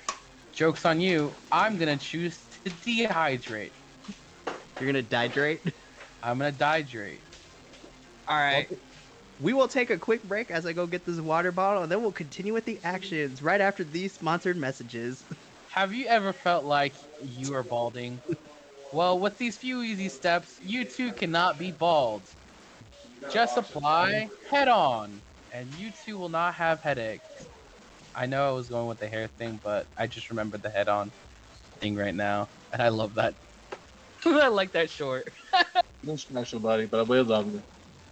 Speaking of dehydrating, there's this thing in 3.5 you can do by expelling all the water out of somebody's body. Yes, please. I just forgot the name of the big word for it. Is it like desiccate or something like that? I didn't start in 3.5. I started in 5. To my knowledge, the best one who would have that would be Will, since I believe he started 3.5. Oh, I think John too, huh? Yeah. Did you know that, Michael? What? In 3.5, there's a spell that you could take as a wizard that basically expels all the water out of your body. I heard about it. It's really cool. Actually, You're yeah. just like, Yeah, Will's the one who told me I'm about gonna it. be heading to bed soon since I need to be up early for my dentist appointment. I need Guys, to- tonight's stream is brought to you by Squarespace. Have you ever felt like you didn't have enough space? Well, turn it into a square. Yo, John, Dorito. I'd rather not support those Doritos right now. Why? What's going on with the labor strike going on? Probably not the best of ideas. Oh. There was someone on a Frito-Lay line that had basically someone died on the line and they kept them working, and now there's a strike going on because of unsafe work conditions in Frito-Lay factories. Oh, that's not good. Probably good. Dang it. And that is why we are sponsored by Squarespace. Wait, we're sponsored by Squarespace? I wish. This Hi, is do you have my any stream, and I don't know what we're sponsored by. Don't worry about it. You have an idea that no one cares about? Pay lots of money a month to put up a website that only 3 people will go to. We have a store function now. There goes our sponsorship. Okay. This is on Twitch. Our actual sponsor is Audible. Yo, that'd be facts though. Casper mattresses. I have heard way too many podcasts that are sponsored by Casper. Hey, man, it's a soft bed. Ooh, someone has one. Tell us about your experience. No, just kidding. It's crap. There goes that sponsorship. This is the honest Anyways. reviews with JC. All right, let's get back. We're just losing all sponsorships, and I'm over here on TikTok picking fights with racists, and so we're losing more followers that way. That's all right. Those are followers that we don't want. Hey, Vay. Yeah, I'm The like, Maniacs like theme song of dissing sponsors, just and Nike and Pepsi and Mountain Dew too. Yep. Yep. And by the way, fuck PepsiCo. Indeed. Owner of Doritos. Actually, no. You know what? From now on, what we need to. So, I really wish we could have inspired someone to clip the "Hey Ocean, fuck you," because I would love to get that as a sound clip, so that we can just play it like so that I can make it a button here, so that if people like redeem 500 channel points, you just get a sound clip like, "Hey Ocean, fuck you." You can do that with the playback. You can clip your playback. I could do that. Oh, yeah, that's. Hey Ocean, fuck you. Fuck you. we have to make this canon. We have to now. But if you're gonna have that at the same time, there needs to be a GIF that pops up of you like kicking some water at the ocean or something like that. No, the image that we need to get is a GIF of that episode of The Adventures of Pete and Pete when they're talking about the end of summer vacation. When Little Pete and Artie, the strongest man in the world, went down to the ocean went down to the beach to beat up the ocean. Yes, yes. Oh my gosh, I love it. Every summer, the end of vacation, my little brother Pete and his personal superhero, the Artie, the strongest man in the world, would go down to the beach and beat up the ocean. They don't hate Again. the ocean; they're just upset at the end of the at the end of the summer. And they feel that the ocean is a proper metaphor for that. And so, they beat it up. Oh boy. Oh, You unlocked a memory. All right, one more sidebar, and then we'll get back to the action. So, I was scrolling through Facebook, and I don't know how this is going to work, but the inner 90s child in me was super happy when I saw that they're bringing back Legends of the Hidden Temple. yeah. But for adults, I was just like... Oh, okay, so first of all, good, because from what I hear, that game show fucking traumatized the kids that were on it. Physically, mentally, and emotionally. You know how the kids always jumped out of their skin whenever the temple guards showed up? That's because the kids because there were so many places for them to hide in that thing. The kids never knew. They were running into that like tweaked out on anxiety of like, where are they gonna be? Where are they gonna be? Where are they gonna be? where are they gonna be? And just boom! And as soon as it happened, just through their own skin. And evidently, you know how every time you're watching it, you're staring at the shrine of the silver monkey, and everyone's going like, "You idiot! That's the torso." No, it's like, "You idiot! That's the torso. Don't do the torso." The adrenaline's going, and evidently, from the camera's perspective, it's fairly obvious, but like up close, the two pieces are pretty similar. So that's why kids. From the back, when they look at them from the back when they're supposed to be in, they look like the same piece. Like they're not. You can't tell at all because it's not facing the kids, so they can actually see it. Yeah. I was one of those sad kids that mapped out every temple they had and figured out if I ever went on it, I could probably do it. I still have the drawing somewhere where I know where all the stuff is. Oh my... God, what a loser. Excuse you? I did that for guts. Oh, nice. Okay, let's get back because this is a... Power walking up the aggro crag. John, I found our first topic for the after show or the podcast that we want to do. That's the first topic. 90s Nickelodeon game shows. Or 90s game shows in general for kids. What would you do? Oh. Alrighty. Hide in the Face by Mark Summers. Okay, but no, we'll get back to the action. We'll talk about this later. And I'm hiding, and I'm hiding, and I'm hiding. Corvus, you have knocked an arrow. And it's... Oh my gosh, I love it. Every summer, the end of vacation, my little brother Pete and his personal superhero, the Artie, the strongest man in the world, would go down to the beach and beat up the ocean.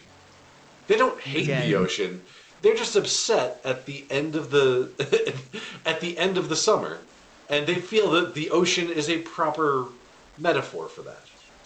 And so they beat it up. Oh boy. Oh, You unlocked a memory. All right, one more sidebar, and then we'll get back to the action. So I was scrolling through Facebook, right? And I don't know how this is going to work, but the inner 90s child in me was super happy when I saw that they're bringing back Legends of the Hidden Temple. Yeah. But for Oh. adults, I was just like, Oh, okay. So first of all, good, because from what I hear, that game show fucking traumatized the kids that were on it, physically, mentally, and emotionally. Like, you know how the kids always jumped out of their skin whenever the temple guards the temple guard got them. when the temple guards showed up? That's because the kids, like, because there were so many places for them to hide in that thing, the kids never knew. They were running into that, like, tweaked out on anxiety of, like, Yep. where are they going to be? Where are they going to be? Where are they going to be? What Where are are they they gonna be? And just, like, boom! And as soon as it happened, just through their own skin. And evidently, you know how every time you're watching it, you're staring at the shrine of the silver monkey, and everyone's going, "You idiot! That's the torso." No, it's like, "You idiot! That's the torso. Don't do the They're just torso." like, "Ah!" They're Right. freaking Yep. out because The adrenaline's going, and evidently, from the camera's perspective, it's fairly obvious, but like up close, the two pieces are pretty similar. So that's why kids. From Go- the back, when they look at them from the back when they're supposed to be in, they look like the same piece. Like they're not, you can't tell at all because it's not facing the kids, so they can actually see it. Yeah.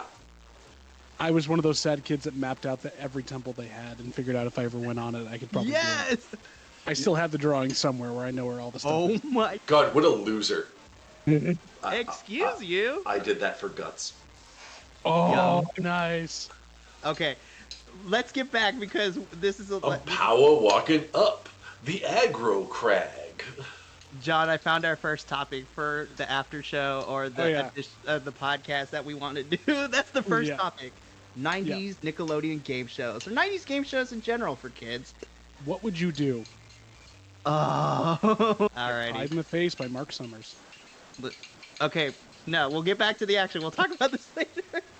And I'm hiding, and I'm hiding, and I'm hiding. Corvus, you have knocked an arrow, and it's like, I'm gonna call over my companions and friends over. Hey, I think I got something hiding behind this door. you say that as loud as you did. Yeah, where are they gonna come out? Oh, The door that I'm in front of?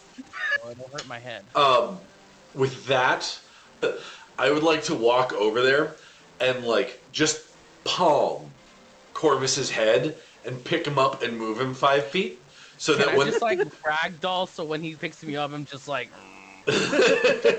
so that when whoever's behind that door tries to open it, instead of little goblin Corvus, they see big fuck off sailor asshole crewman longshoreman Endymion. that's a lot of words. I mean, if Corvus consents to it, sure, why not? unfortunately.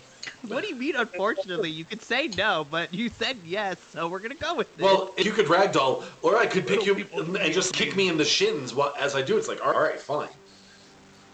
No, I'm just gonna play nice. you just. Yeah. So, Just- Endymion, you're in front of the door now. I'm gonna wait for someone to try to come out of the door after that being said. Do I hear anything on the other side of it? As you are close to the door, you hear the same rustling that Corvus did, but after this brief exchange of him yelling that, "What's someone gonna do? Open the door," you just hear the rustling grow more intense and violent behind it, like things are being knocked over. All right. This is getting ridiculous. I'm gonna bite his leg. Hurry up and open the door. Open it. Open the door.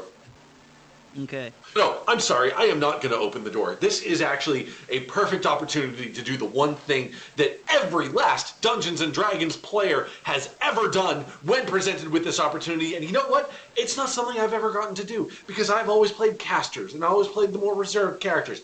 I am going to kick in the door. Girl, go, girl. Let me tell you, as someone who's currently playing a Goliath fighter, it is the most magical thing you can ever do. Yeah. Is kick in the door. Literally kicking in the door. All right, so you violently kick the door. Do you want me to roll strength or do you just say it happens? You know what? Let's see how funny this can be. So Oh, no. roll to roll The to greatest enemy of everyone in D&D. see the door. The door. No. Knock, All knock, right, who's so there? is this going to be just a general strength check or is this going to be athletics? Roll strength. Just general strength? Okay. Yeah. Knock, knock. Guys, Who's there? crazy, The door. Carolyn's like, You're just like, oh. That's a 16. is the door. So yeah, it had it. Yeah, you meet it. So describe how you knocked the door down. Do I knock it off its hinges? Do I break it? Do I just make it open or dramatically? I would say with enough force, you kick it open. It's still on the hinges, but yeah, you basically Kicked it open, maybe bent a hinge so that it's not going to close. yeah, Okay. it's not gonna close properly. You just hear from outside, "Not my door." That was one of the What? dogs. My cabbages! So yeah, you kick in the door. And what do I see? All right. So the captain's quarters is it's not very big. It's big enough to hold maybe 2-3 people at a time. It's lined with shelves of books, the desk in the middle. But off in a little corner, 2 figures. The first is a very fish-like individual, kind of like scales. Oh, jeez. Wow, that's an actual card. I'm actually surprised. That whole it's so cool because that whole like set is all D&D stuff. Yep. It's so cool. Kick in the door. I don't even play Magic the Gathering anymore, and I had to buy a box of these because they were at the store and they were super good. Why? Not like a box, I got one of the pre-release kit things. Okay. Okay. So Very nice. But yes, so the first figure that you see in Divian is a very fish-like creature with web fingers, web toes, very fish-like fins protruding from the back to the top, giving it a mohawk, but instead of hair, it's fins, as well as kind of dorsal fins on its arms a little bit. And the second figure that you see next to it is a very charcoal-colored skinned man that is bruised and battered with some bandages wrapped around his head and his arm, just laying there, passed out a little bit. And let me see. Given your experience, yeah, actually that's what you see, a fish-like person, very medium height a little bit, and a charcoal skin man in bandages, unconscious, on the floor. Hi guys. I'm just imagining Darylin popping his head in and be like, "What's up, guys?" Do they? What's their reaction to me kicking in the door? Just deer in the headlights, or what are they doing? The charcoal skin man is unconscious and band-aid, so he doesn't really have a reaction. But the fish-like person in front of you, as soon as you kick in the door and enter and look at these two, in its eyes, fear take over as it just gets low and backs in front of the Goliath, and it starts to speak to you. So the 4 of you that are here, do any of you speak Aquan? I don't. Nope. Excellent. He was like, I do. No, I don't. Oh, you don't? No. Damn. This is gonna be Vidalkin instead. Damn, this is gonna be a rough campaign. No, I'm just kidding. You'll be fine. But yeah, it starts to speak Aquan to you, but you don't understand what it's saying. This is not a whale noise. It's more like bubbles. It is not Zoidberg. What have I done? You speak bubble? Kind of poking my head under. So his, basically, armpit. I'm like, sorry about my friend there. Oh, yeah, no. They changed that show time to Tuesdays. Wait, what? It's because he gargled and I was like responding if I knew Aqua. Okay. I'll see you guys later. I gotta go see my doctors at my dentist. Okay, so back to... So, Darylin, you're just like... So, go ahead, and so you speak to this creature, correct? Yeah, just kind of not in Aquan, just in common. Just poked my head under my friend's elbow there, and oh hey, sorry about my buddy here. We got a little excited. I see your friends passed out on the floor there. Do you see the fish? Playing as Ned Flanders the dwarf. Please. Doodly neighborino. Sorry, Why is this the best thing ever? well, my Barbarino here. Stupid, Oh my sexy God. Darylin. Oh, nothing at all. He is the cleric. That's- Alrighty. Let me catch my breath. Okay. So, yeah. So you see this fish-like creature, still a little fearful, but it starts to relax a little bit, and it starts to stand up a little bit, still with its guard, in front of the unconscious man on the floor. Tydak, you are in this room, correct? I should be, correct. Okay. So, I will say for all intents and purposes, you are the last person to make your way into this room. As you enter your room and you take the sight of the fish person, that's not what catches your interest. What catches your interest is the charcoal skinned man, colored man, laying on the floor unconscious. You, my dear Dragonboard, Gem Dragonboard, you know this man. In fact, you know him very well. From your time in the arena, in front of you, laid out unconscious on the floor in band-aids, is Guthrie, the Goliath that had your back in the arena. Just a little more worse for wear than you last remember. So Ty's gonna run to his aid and see if he can wake him up. Since if I remember correctly, he's knocked out. Okay. As you rush your way to Guthrie, the fish-like creature attempts to keep you from getting to him. I just push the creature away. Alrighty. I don't know it. So that is true. Alright. Just hold it in his forehead. Just keep it away from you. Just go. Alrighty. So as you do that, this fish-like creature gets agitated, and then after a scream of Aquin, jumps on your back and tries to grapple and attempts to. Okay, the best way I could put it, it's like anyone watching in the audience, and for my players, if you are familiar with Samoa Joe, this fish-like creature is essentially doing a coquina clutch, which is getting you from behind and trying to choke you out. Sleeper. A sleeper. Okay. But does it grapple though? Hold on, let's double check. Oh no, he has baby oil on his body. He forgot about. So that is an 18. He's not as wet as my backpack then. Ew. All right. Apparently, like John said, he's my backpack. So yeah, for someone on the surface, it doesn't look like this fish-like creature would be worth its weight in a fight. But as it jumps onto you and it gets you in this hold, you start to feel the air through your throat kind of start to diminish, and it's starting to get harder to breathe. I guess I have to grapple him, so I need to fight it. Or at least get it off me. No, just let it do its thing. It'll take its course. It'll let go before you even know it. Go to sleep. Go to sleep. Go to sleep, go to sleep.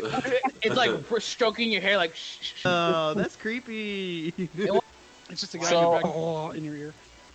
I want to throw it off me, if I can, mean- or try and get it off me at all. This is turning into the WWE version of D that I didn't know I wanted, but now I do. Character and put one He's level funny. into barbarian and one level into bard. Alright, so you're gonna attempt to. Get it off me. Alright.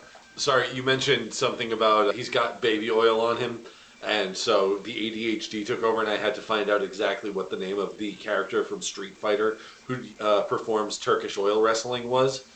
Oh my god! It's Hakan. Oh Ah. my gosh. You tell me there's a Aquan fish is named Hakan now? Sure. Actually, I would prefer if that was his name now. You don't. Now, your characters don't know this, but us as people, we know this now. Let me just make sure I right. His name is now Hakan. Alright, so you're going to attempt to get Hakan off your back. Lovely. Go ahead and make me an athletics check, please. Go right in. Ow. Get in a fight with a fish person. What did you And get? Say what? And lose? What did you roll? Technically, it's a 3. All right, technically it's a 3, I smell a butt coming. and it's a net 1, You have minus. Wait. and it's low. We got But I rolled it. we got to play this sound for it. Go to sleep. Go to sleep. Go to sleep. Go to sleep. Alrighty. And now he just pulls that Hakan bullshit and just like you try to grab him and he's right up through your arms. Sorry, Well, I'm not okay. the DM of this game. All right, so this is what I'm going to do. This is the So- problem of the forever DM. Everybody is I know, right? you come up with this scene, and it's no, you don't. You All don't right, get so the here's what I'm scene. gonna do. I like it when my players describe their epic successes and their epic failures. So Jace, I want you to narrate how Tydak critically fails trying to suplex this fish creature off of him, and how it royally messes up. He goes to reach back to get some kind of hold on him, but it's just too slimy to get a hold. And he keeps smacking himself in the back of the head as he's grabbing at the guy and just making it worse. It's like the equivalent of quit hitting yourself. Corvus is gonna look at Endymion and be like, "Should we help him? Is he you know what? He got this. He's got this. He knows what he's doing. It looks very professional." What wasn't he the gladiator? He's a I think professional fighter. this might be his secret move. He's tricking the enemy into thinking he's harming himself. I go to sleep. Nappy time, as they call it, I think. Oh my gosh. So yeah, So you because you're trying to do the cookie in a clutch, go to sleep, and then of course this guy just slips out and gives you the go to sleep. Except the up over the thing and knee to the head. epic. So yeah, so Tydak, you're on the floor. I'm sleeping. I'm taking a nap. You can tell we spend too much time on TikTok. Yeah. That's fine.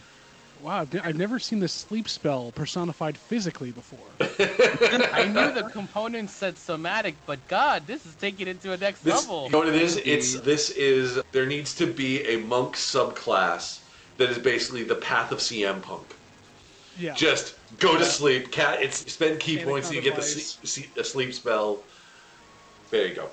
The Anaconda Vice. Mm-hmm. So yeah, so Tydak's out cold on the floor, and this fish-like creature looks at the rest of you, still fear in its eyes, and gets a fighting stance ready. Spend key points to captivate an audience with a pipe bomb. The fish guy and a Goliath that's in there as well. Yeah, the Yeah. Goliath is passed out though. Yeah, with bandages wrapped around it, as if Oh, someone okay. He's the one was that was tending okay. to the wounds. Yeah. Aren't you gonna? Do you need to touch somebody to use your healing magic? I always forget how to pronounce your name. Darlin. Erlen, thank you. Yeah, Sorry. no, I've got a healing word, but I like to get the attention first, and I just want to call down a little sacred flame through the ceiling, Jesus not directed at anybody. Oh but just my kind god. of whop, and Fried just a little fish. like meteorite through, not directed at the Meteor. fish, get everybody's attention and be like, It's like the equivalent of shooting a gun off in the crowd to be like, now Yeah. that I have your attention. But since it's from God, it's like Ned Flanders just going, "Be diddly quiet." What have we done?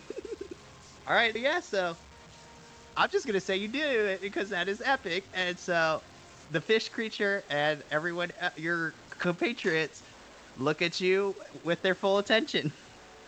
And with that, I'd like to go over and just kind of try to ease myself over to the down fellow on the floor and make a medicine check if I can, and check him out and see what's going on with it. It's used. All right, go ahead. Yeah, so make me a medicine check. What seems to be Please. the problem here? What have we done? Hi, everybody. I'm a doctor. We're just going to go through all the Marilyn. Simpsons characters. 23. Dang! Alrighty. Real doctor. He got a PhD. Alrighty. It's worse. So, oh boy. Alright, so Darlin, so as you're taking a look at the injuries and overall this person, the Goliath, there's a couple of things that stand out to you. So one of the biggest things that you notice is that there are a variety of scars across his body from both the torso and his arms, and each scar is a different layering of time that has passed when it's healed. Some scars are fresher, some look like they've been there for a while. But you can tell that this individual has a history with physical pain and things like that. You notice that at the bandages, that, while poorly applied, are secure enough to patch up the little bleeding that is happening on the head and the arm. And you also notice that these bandages are slightly covered in slime a little bit, as if something slimy was responsible for putting the bandages on said Goliath. Finally, the Goliath is breathing. It's just very shallow, and you can tell that his stamina is at very low, and he's very weak at the moment. Would I say that, I don't know, maybe there's somebody controlling him and the meta making death saving throws? I will say it's more of the equivalent of it's like probably meta Eden here is that he's pretty much on his last hit point. Okay. Your friend will be fine. He just needs a good nap. Like, we'll check on him again tomorrow. He just needs a good snoozerino. Oh my gosh. Take a nappy nappy there.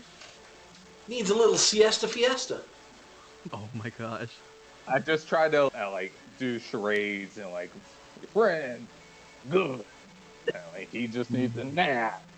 All right, hold on. Let's see if this works. Need some XYZs there. What the actual hell? I kid you not. I rolled to see if the fish person understands it. I got a natural 20. Oh. He's on my team for charades, guys. I am calling. So, somehow, call it Our positivity. power of positivity. You know what? That's what we're going to use. Just from the charisma and the happiness and the joy that just radiates from you, Gundarlun, you're able to charade your way in getting this fish creature to understand. And it understands that you guys are not here to hurt it or the Goliath. And so, it just... Listen, you're on the ground taking a nappy nap. You're like, no, you're not in this episode. From Chowder. He'll be Oakley. Oh my god. I can't. This is beautiful. So basically, he just goes, don't you dare be sour. Oh, For your 10-time charade champion. it's a new game. Yes, it is. We're making the New Days appear as NPCs in here. Oh, Oh, yes. Someone send this to Xavier Woods. We would love to have the New Day as guests. he and I have some mutual friends, actually. Did I not tell you about this? No. Okay, hold so up. there is I'm going to share the link in the Twitch chat. Let's see. The album was called the Nerdcore Emulation Station 2. It was compiled by my friend Emmanuel, who is also known in the nerdcore scene as One Up. Okay, yes, now I remember. Now, yep, here we go. The Nerdcore Emulation Station 2. Now, I was on this album because, like I said, One Up is a buddy of mine. And I'm putting the link right here in... There we go. Right there in the band, in the Twitch thing. The intro to that album was done by Xavier Woods. And I have a verse on that album. Yo. Back in my nerdcore days.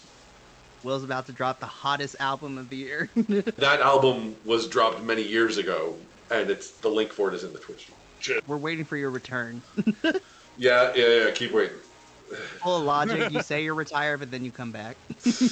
I can play that on my phone. Hold on a second. I know Cloth and Pop was in here earlier, so if you've ever been on my channel before, and various times my friend Cloth and Pop has showed up, that's how I know Cloth. He's a nerdcore producer. He's a producer in general, but has a lot of connections in the nerdcore scene. So, yeah, that's what that is. Anyway. Lovely. Thanks, Yeah. Link.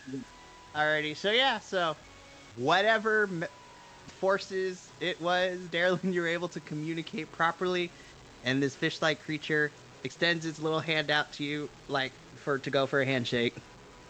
Okay, and just kind of... Shocking grasp. Y'all want to hurt my NPCs? No. Yeah, we want the NPCs to hurt him. I fully expected it to be like Spider-Ham. His hands are just wet. Actually, that's how it is. So as soon as he lets go, Darylin, you kind of just look at your hands and it's just like wet. I just washed my hands. That's why they're wet. No other reason. Jeez. So yeah, so at least for you, Darylin, you have gained the trust of said fish creature, and after releasing your hand that is now covered in its sliminess, the kind of relief begins to wash over this creature, but then it also turns to that relief turns into a look of worry as this fish-like creature looks back at the Goliath and looks back at you, Darylin. Essentially, like the big old puppy dog eyes in his fish. Well, I don't know. Can fish have puppy dog eyes? You know what I mean. So, as if It's a dogfish. it's a dog. As if asking you to help the Goliath. Needs a time. And then give him an old a healing word. You'll be feeling better in no time at all. Just needs a nap, but okay. So yeah, so healing word. How much do you heal? He gets down close. He just goes, diddly. Alrighty. So you healed the I'm Goliath. going to give you a pokely. I swear to God, if in the next season of The Simpsons, Flanders doesn't refer to someone as a quarantinerino, I will be very upset. Oh my gosh. Hi, diddly ho there, quarantinerinos. All right. So yeah, so you heal the Goliath for 8, and the Goliath starts to come to. And after a few moments of composing itself, his eyes begin to open, and he takes a look around. There's a bit of apprehension on his face until he turns and sees the fish person just give him a very fishy smile, and exactly. And Standing over him, hands on my knees, going, And there's a dragonborn on the floor next to him. oh yeah, so the Goliath looks over and is just like, Tydak, is that you? And then he's napping. slowly crawls over to Tydak, and then just wake up. 5 more minutes. Huh? And in front of you is Guthrie, the Goliath that you knew from the arena. And he looks at you, and before he could say anything, he looks over the rest of you and says, you need to get out of here now. Guth, is it time to fight again? And Guthrie kind of pats your head, Tydak. In the same way, just like, that'll do, pig. That'll do. Did I win, boss? Did I get him? You did a What, great job. what happened to you? Guthrie kind of looks at you, Endymion. Nothing good, I can tell you that. But I'd rather get somewhere safe before I tell you anything more. And since you seem to have Tydak with you, I feel like I can trust you. But let's get out of here. Well, we saw the main hole in the hull of the ship. Is there any other damage that you know of? Not from what I remember. I do know that when we crashed, a lot of the cargo made a run for it in the jungle. Cargo doesn't run. When you're dealing with the Rajani family, cargo and people synonymous with one another. If you think about it, running chickens is technically cargo. They can run. Yeah, but they don't run into the woods, they just run in circles. Is it Yeah, Kentu? Say what now? It's only when the chickens lose their heads. Oh, Antihus. They stopped That- moving after that. Wait, it's a Oh, cargo yeah. or Alright, yeah. I don't like these people. Trust me, brother, you're not the only one. And Guthrie kind of takes off the bandage that's on his arm. It's still bleeding a tiny bit, but you can see the same brand that is on the flag and on the ship, and as well as the mark that Tydak showed you back aboard the Voyager is the Rajani family crest. Oh, I get it now. I made a It all stand. makes sense. It's I made all a s- coming together. I made a stand to make sure that the cargo escaped. I just hope that they're smart enough to get out of here. How many of the crew would be chasing after them? And who was the head of the crew? The person we really should be worried of, technically. And Guthrie just looks at you guys. Trust me, the crew may not have been large, maybe 5, 6 people and the captain, but when you hold fear above an individual, fear tends to do a lot, make you submit to a lot. And if you fall out of line, and he kind of looks down at his own body full of the scars, you see what happens when you disobey. They gotta break the new toys in once in a while, according to them. If we just leave them stranded on the island here with their captors, they're just going to catch them again. Maybe, but at least they have a fighting chance. Whereas before... And Guthrie his speech just drops off and dissipates. Guys, what do you think? I say, I think we should go find those guys, obviously. I also say we break their legs. At least. I second that. Give them a crown of gold, too. A what? A crown of gold. Why would you do that? I like- That's like why would you reward them for this shit? You don't reward them, you pour a melted pot of gold on their head. That's not a crown though. And you could, I guess so. But you get the idea. Make her hurt. Make it a point. Yeah. No, I'm lost. Sorry. What? Wait. What? We're supposed to give him a gold crown? That's no. Like we're not giving him money. No, we pour a melted pot of gold on their head. Okay. What does that have to do with a crown? We gotta hurt them. What does giving them a crown have to do with hurting them? Never mind. Let's just go find them. Fucking fine. Whatever. Let's just go. I love you too. Alrighty. So you guys, along with Guthrie and the fish person, you guys make your way out back into the middle chamber. Are you guys gonna go upstairs or downstairs? Downstairs? If we go downstairs back to the hole in the hall, I might be able to fix it up, and maybe we can have an extra boat. We're making a flotilla. Alrighty. So you guys make your way downstairs, and as you make your way downstairs with Guthrie and this fish person, you know what? Just to make it easier, at this point, we'll just say that the fish person, his name is officially now canonically known as Hakan. So you four in tow with Guthrie and Hakan, you guys make your way downstairs, and next to the entryway of the hall, you see Hugh. I am one with the shadows. Peering up over. Or is my back to them? And do we see him if he's trying to hide? How good is he at it? You know what? Make me a stealth for you. Alrighty. Do you want us to roll perception, or are you just going with passive perception? I'll go with passive. All right. 18. Oh my god! Oh shit! Damn! I don't see him. None of you see. I don't think. So yeah. So Are they behind me or do I see them? you see them coming, but they don't see you. Is the person that's still outside like circling around? I've been watching him this whole time. What has he been doing with the blink dogs? Like ever so often, he commands the blink dogs to go into the jungle, and they come back.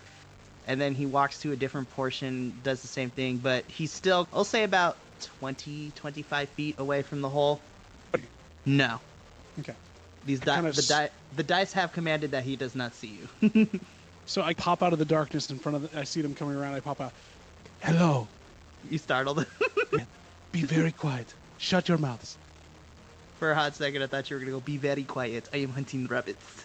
No, but unfortunately there is someone outside who is hunting in the jungle with a couple of I'm not remembering the word, poof dogs. They go blinking out, and they are going back and forth, but they have not seen me and don't know I am here. So be very quiet, and we may not be discovered. Can I go look? I'm gonna go look at what the guy looks like, Alrighty. just so my character knows what he's talking about. Alright, so Corvus, you stick your little head out. So same thing as I described to Hugh earlier. This person has a bandana kind of wrapped around their head. So this is a human male, caramel colored skin, bandana, like an orange kind of captain's petticoat, the whole getup. And yeah, he is currently preoccupied with the blink dogs, looking in the direction of the jungle, waiting for the blink dogs to return. Does he have any like identifying insignia on his clothing? At least like what articles of clothing I can see? Yes, and I won't make you roll for it, but as you continue to observe, he does move around a little bit.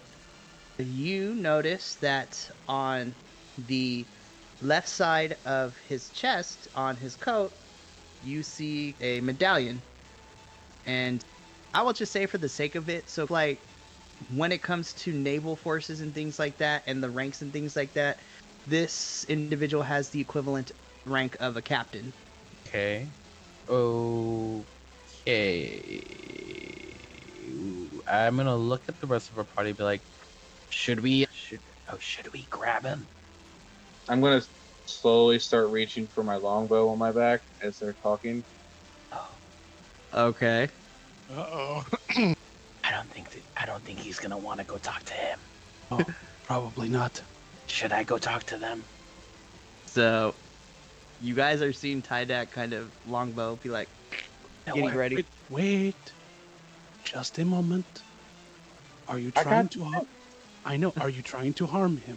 If you're gonna go out there, Didn't say we were going outside. Just asking if you want to harm him and why. I'm gonna harm him eventually. Very true. But you could have our help if we understand exactly why. Should I just aim for his knee? You really aren't listening to me at all, are you? Or he does have a ranking of captain on his left chest, his left side of his chest. Fine, I'll wait here. You go deal with it.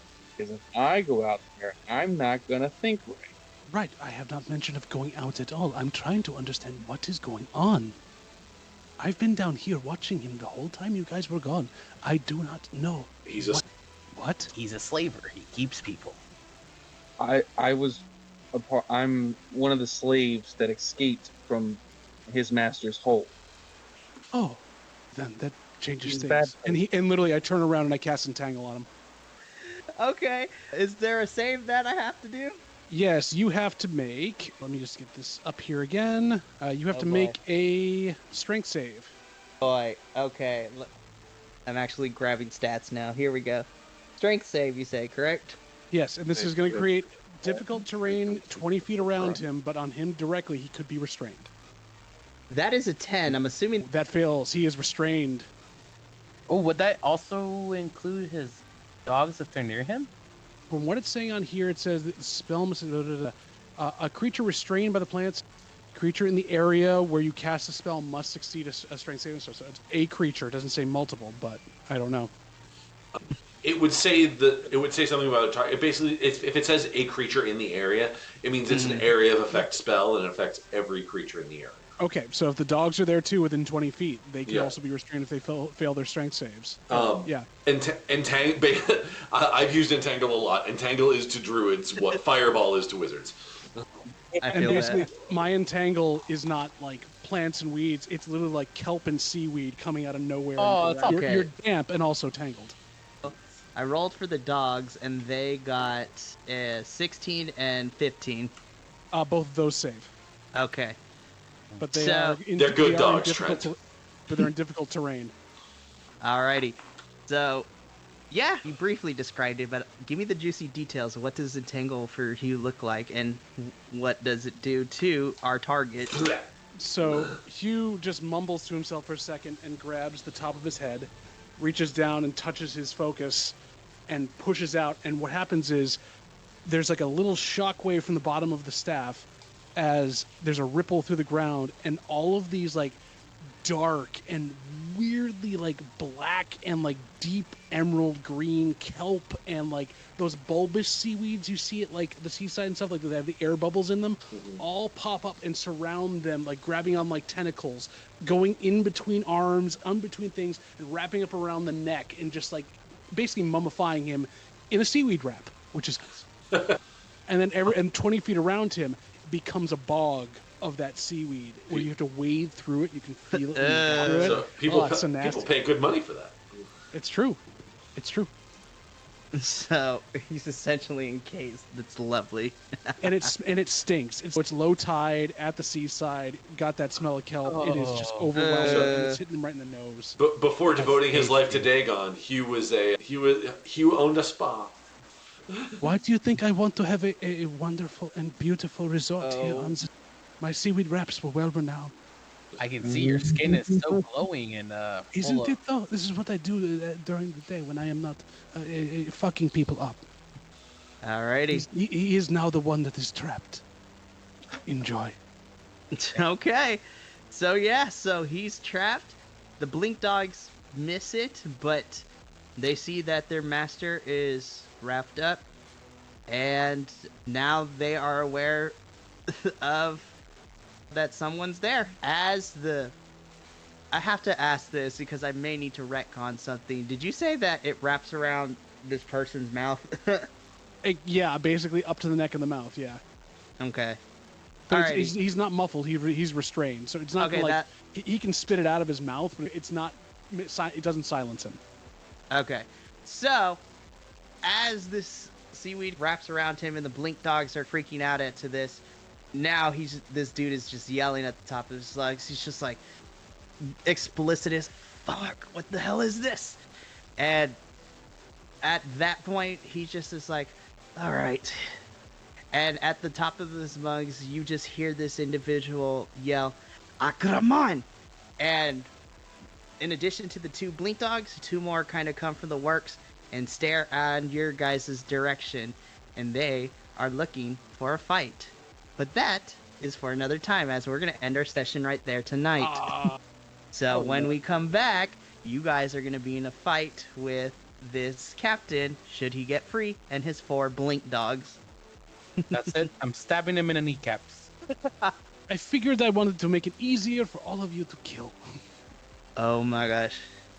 So that went a lot of places that I didn't think were going to. I know I said there was going to be some combat, but I really enjoyed that the RP overtook it because we got some great moments.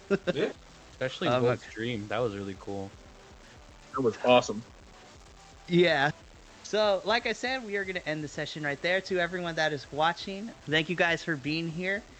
It was a lot of fun. So before we sign off for the night, we'll quickly go through everyone.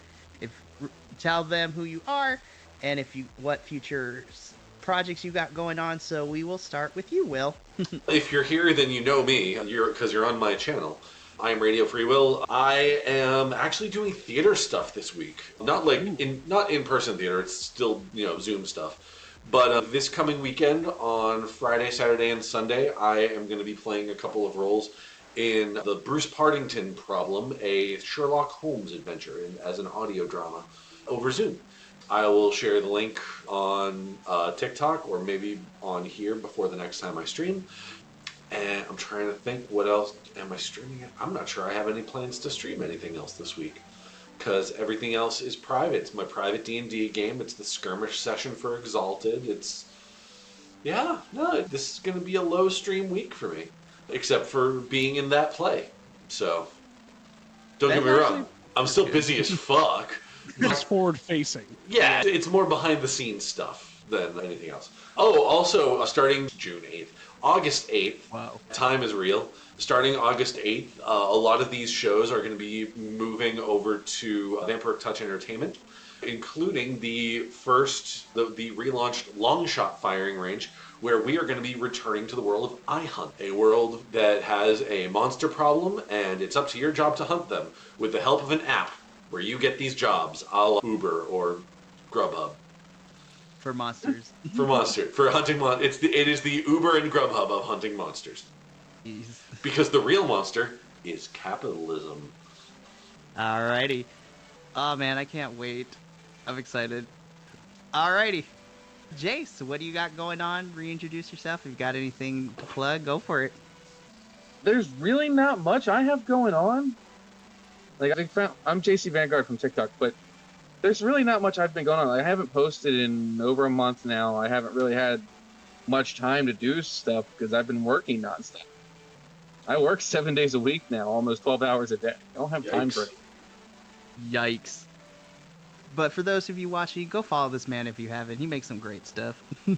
I made great stuff. Well, It is great. Well, he will be making great stuff again because, as several people have pointed out, September is only a month away. Ooh. Now you have to. I'll think about it. We're gonna do it. We're gonna do it. We're going to do this. If my schedule improves, I will repost thirst traps on TikTok. There you go. One can. Yes. All right. Okay. Next up, John. You can check out the end of Campaign 1 of Improvised Weapons, which is the podcast that I'm on with a bunch of other cool, fun, funny people that are playing D&D for the first time. I play a dwarf cleric named Yarfik Stormhammer in that one. And otherwise, you can check me out in other streams, other places that come up as they go. I'll be probably bugging Mikey to let me do other things. Who knows? Okay, not to give away too much, but John. So for those of you watching, John reached out to me with a brilliant idea, and I am totally in for it. But we shall see. I'm excited. Mhm. All right, Mike C. What do you got going on? So I don't have any projects really in hand. I'm not a content creator. I just get the privilege of playing with you guys. But my little soapbox thing will be that I'm a nurse. I work in an emergency department, and I understand some people have some reservations about going out and getting the vaccine, but we are seeing COVID pop up. We have had, it's not 9 months ago, we have had millions of people all over the world, hundreds of millions of people go out and get this vaccine. There's a very low risk of negative side effects, and I do encourage people to go out and get vaccinated. If you're not going to get vaccinated, take these just simple precautions just to keep yourself and everybody around you safe. Just people that when you're out and about, stay 6 feet away, and wear a mask when you're in confined spaces, and just take practical measures. Wash your hands frequently, and just be careful, especially when you're going around to visit your elderly family or anybody that's susceptible. There's a lot of politics that have been brought into it, and it's definitely muddled a lot of waters. And the fact is, a lot of people do go on and recover from it, but we don't know the long-term side effects. And there have been a lot of people that are not fortunate enough to have strong immune systems. They do not recover from it, and a lot of people have been dying from it. So please just take that into consideration and just be careful. So, if I may, since this is my channel and I can go ahead and make bold claims like this, get your motherfucking vaccine if you're able to. I want to be able to go back to conventions someday soon, and I'm sure the rest of us do too. So please, for our sake, if you can, if you are medically able to, I understand that there's some people that have allergies and stuff like that. I know our own beloved moderator, Kitty and Crim, she has some allergies that prevent her from getting any of the vaccines on the market right now. And my own daughter's only just turned 12. She's just been able to get it. But conventions, everybody. Conventions. Priorities. I'm more of a metal festival kind of thing, so yeah. That please. too. And metal festivals and fucking Live fucking theater. live theater. Yeah. Live fucking performance. I'm sorry, I can't do improv right now. I got through the opening weekend of the last play I was in before everything shut down. Okay? And it was my first musical since high school. Okay? Anyway, yeah. So please, get your fucking vaccine. And on behalf of me, Mike. You missed one. Oh no, I'm not signing off yet. Okay. But on behalf of me, Mike, and this goes to everyone watching too, make sure you show some love to the nurses and the doctors who are on the front line of this thing. It's a tough job. And so they're doing a lot to keep us safe. Thank you, Mike, for your work and your service. It's much appreciated. All right. And then after that great moment, Amador. You got to follow that up, bud. Oh, I can't. I just exist. I don't do much, but I do get the awesome opportunity to do D&D with some lovely fucking people around me. So thank you for the experiences. Oh my goodness, anytime. And then finally, once again, my name is Mikey, aka Pop Culture Geek, across all social medias. As far as other projects go, in 2 weeks, you will see me and a bunch of other cool creators continue Ordinary Kansas, our Monster of the Week campaign. Some shit has hit the fan, and yeah, so hopefully we'll see how that works. Stupid Will giving me emotional pain. Ouchies. Well, okay, so I feel like this is a back and forth relationship. He gives me emotional pain, I give him emotional pain. Oh, yeah. Like, as game masters and dungeon masters, it's part of our job. You're mutually sadistic. Right, of course. Sadomasochistic, honestly. That's why we're friends, and I'm just kidding. All right, so we're gonna go raid somebody.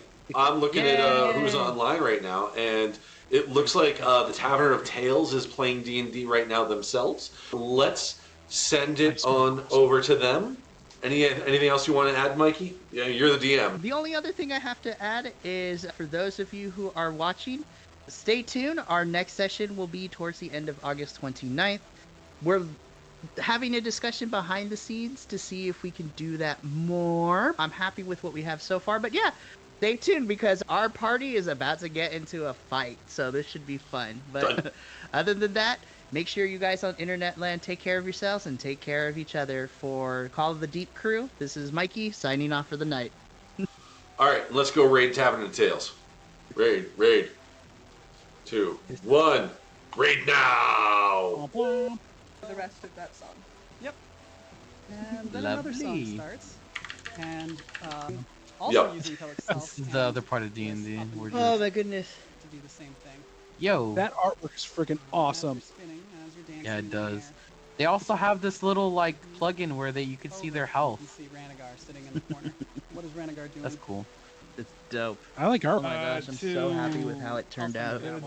She did such a great job. If you Hell would yeah. happen to notice Ranagar Huh. by his little glowing blue horn. I'm not gonna lie, A certain we still figure have the spinning rest by. of this little adventure to the two go, of you but lock- I the two think of for the them most lock part, I eyes, got what I and- wanted Of in course. terms of human trafficking out of the way, so. Disappears. You did a great job. Human I don't Yeah. think you could handle that any better than you did. draped in I kid you royal not, I robes, spent the last the 2-3 little crown weeks cocked going off to through the it, side, rewriting and it, it's and human making sure I Ranagar word it in a way very where long time ago. And It's- just as quickly as you see it's it, one of those it's sensitive gone, subjects, and it's the little especially being a kobold person again. of color, But the as history that comes this happens, behind, human loses trafficking all and slavery and composure. things like that. So I'm like, this is part of a character's backstory, but how do I make it where I still get the gravity of the situation across, but try to make it in a way where it's not Eros, as like- they Like begin layering to in your fall, face. Eros Exactly. sprouts these two beautiful And I'm just rainbow like, I'm only Wait. this is only my second game as DM, you and guys. pulls I'm up like, I don't know if that I'm as though ready. nothing happened. Mike, your rage quitting was perfect timing each time. Yeah. It was wonderful. It was at the perfect moments too. It's just like, bam, no. The fact that we turned him into fantasy Ned Flanders just blows my So mind. good. So good. He is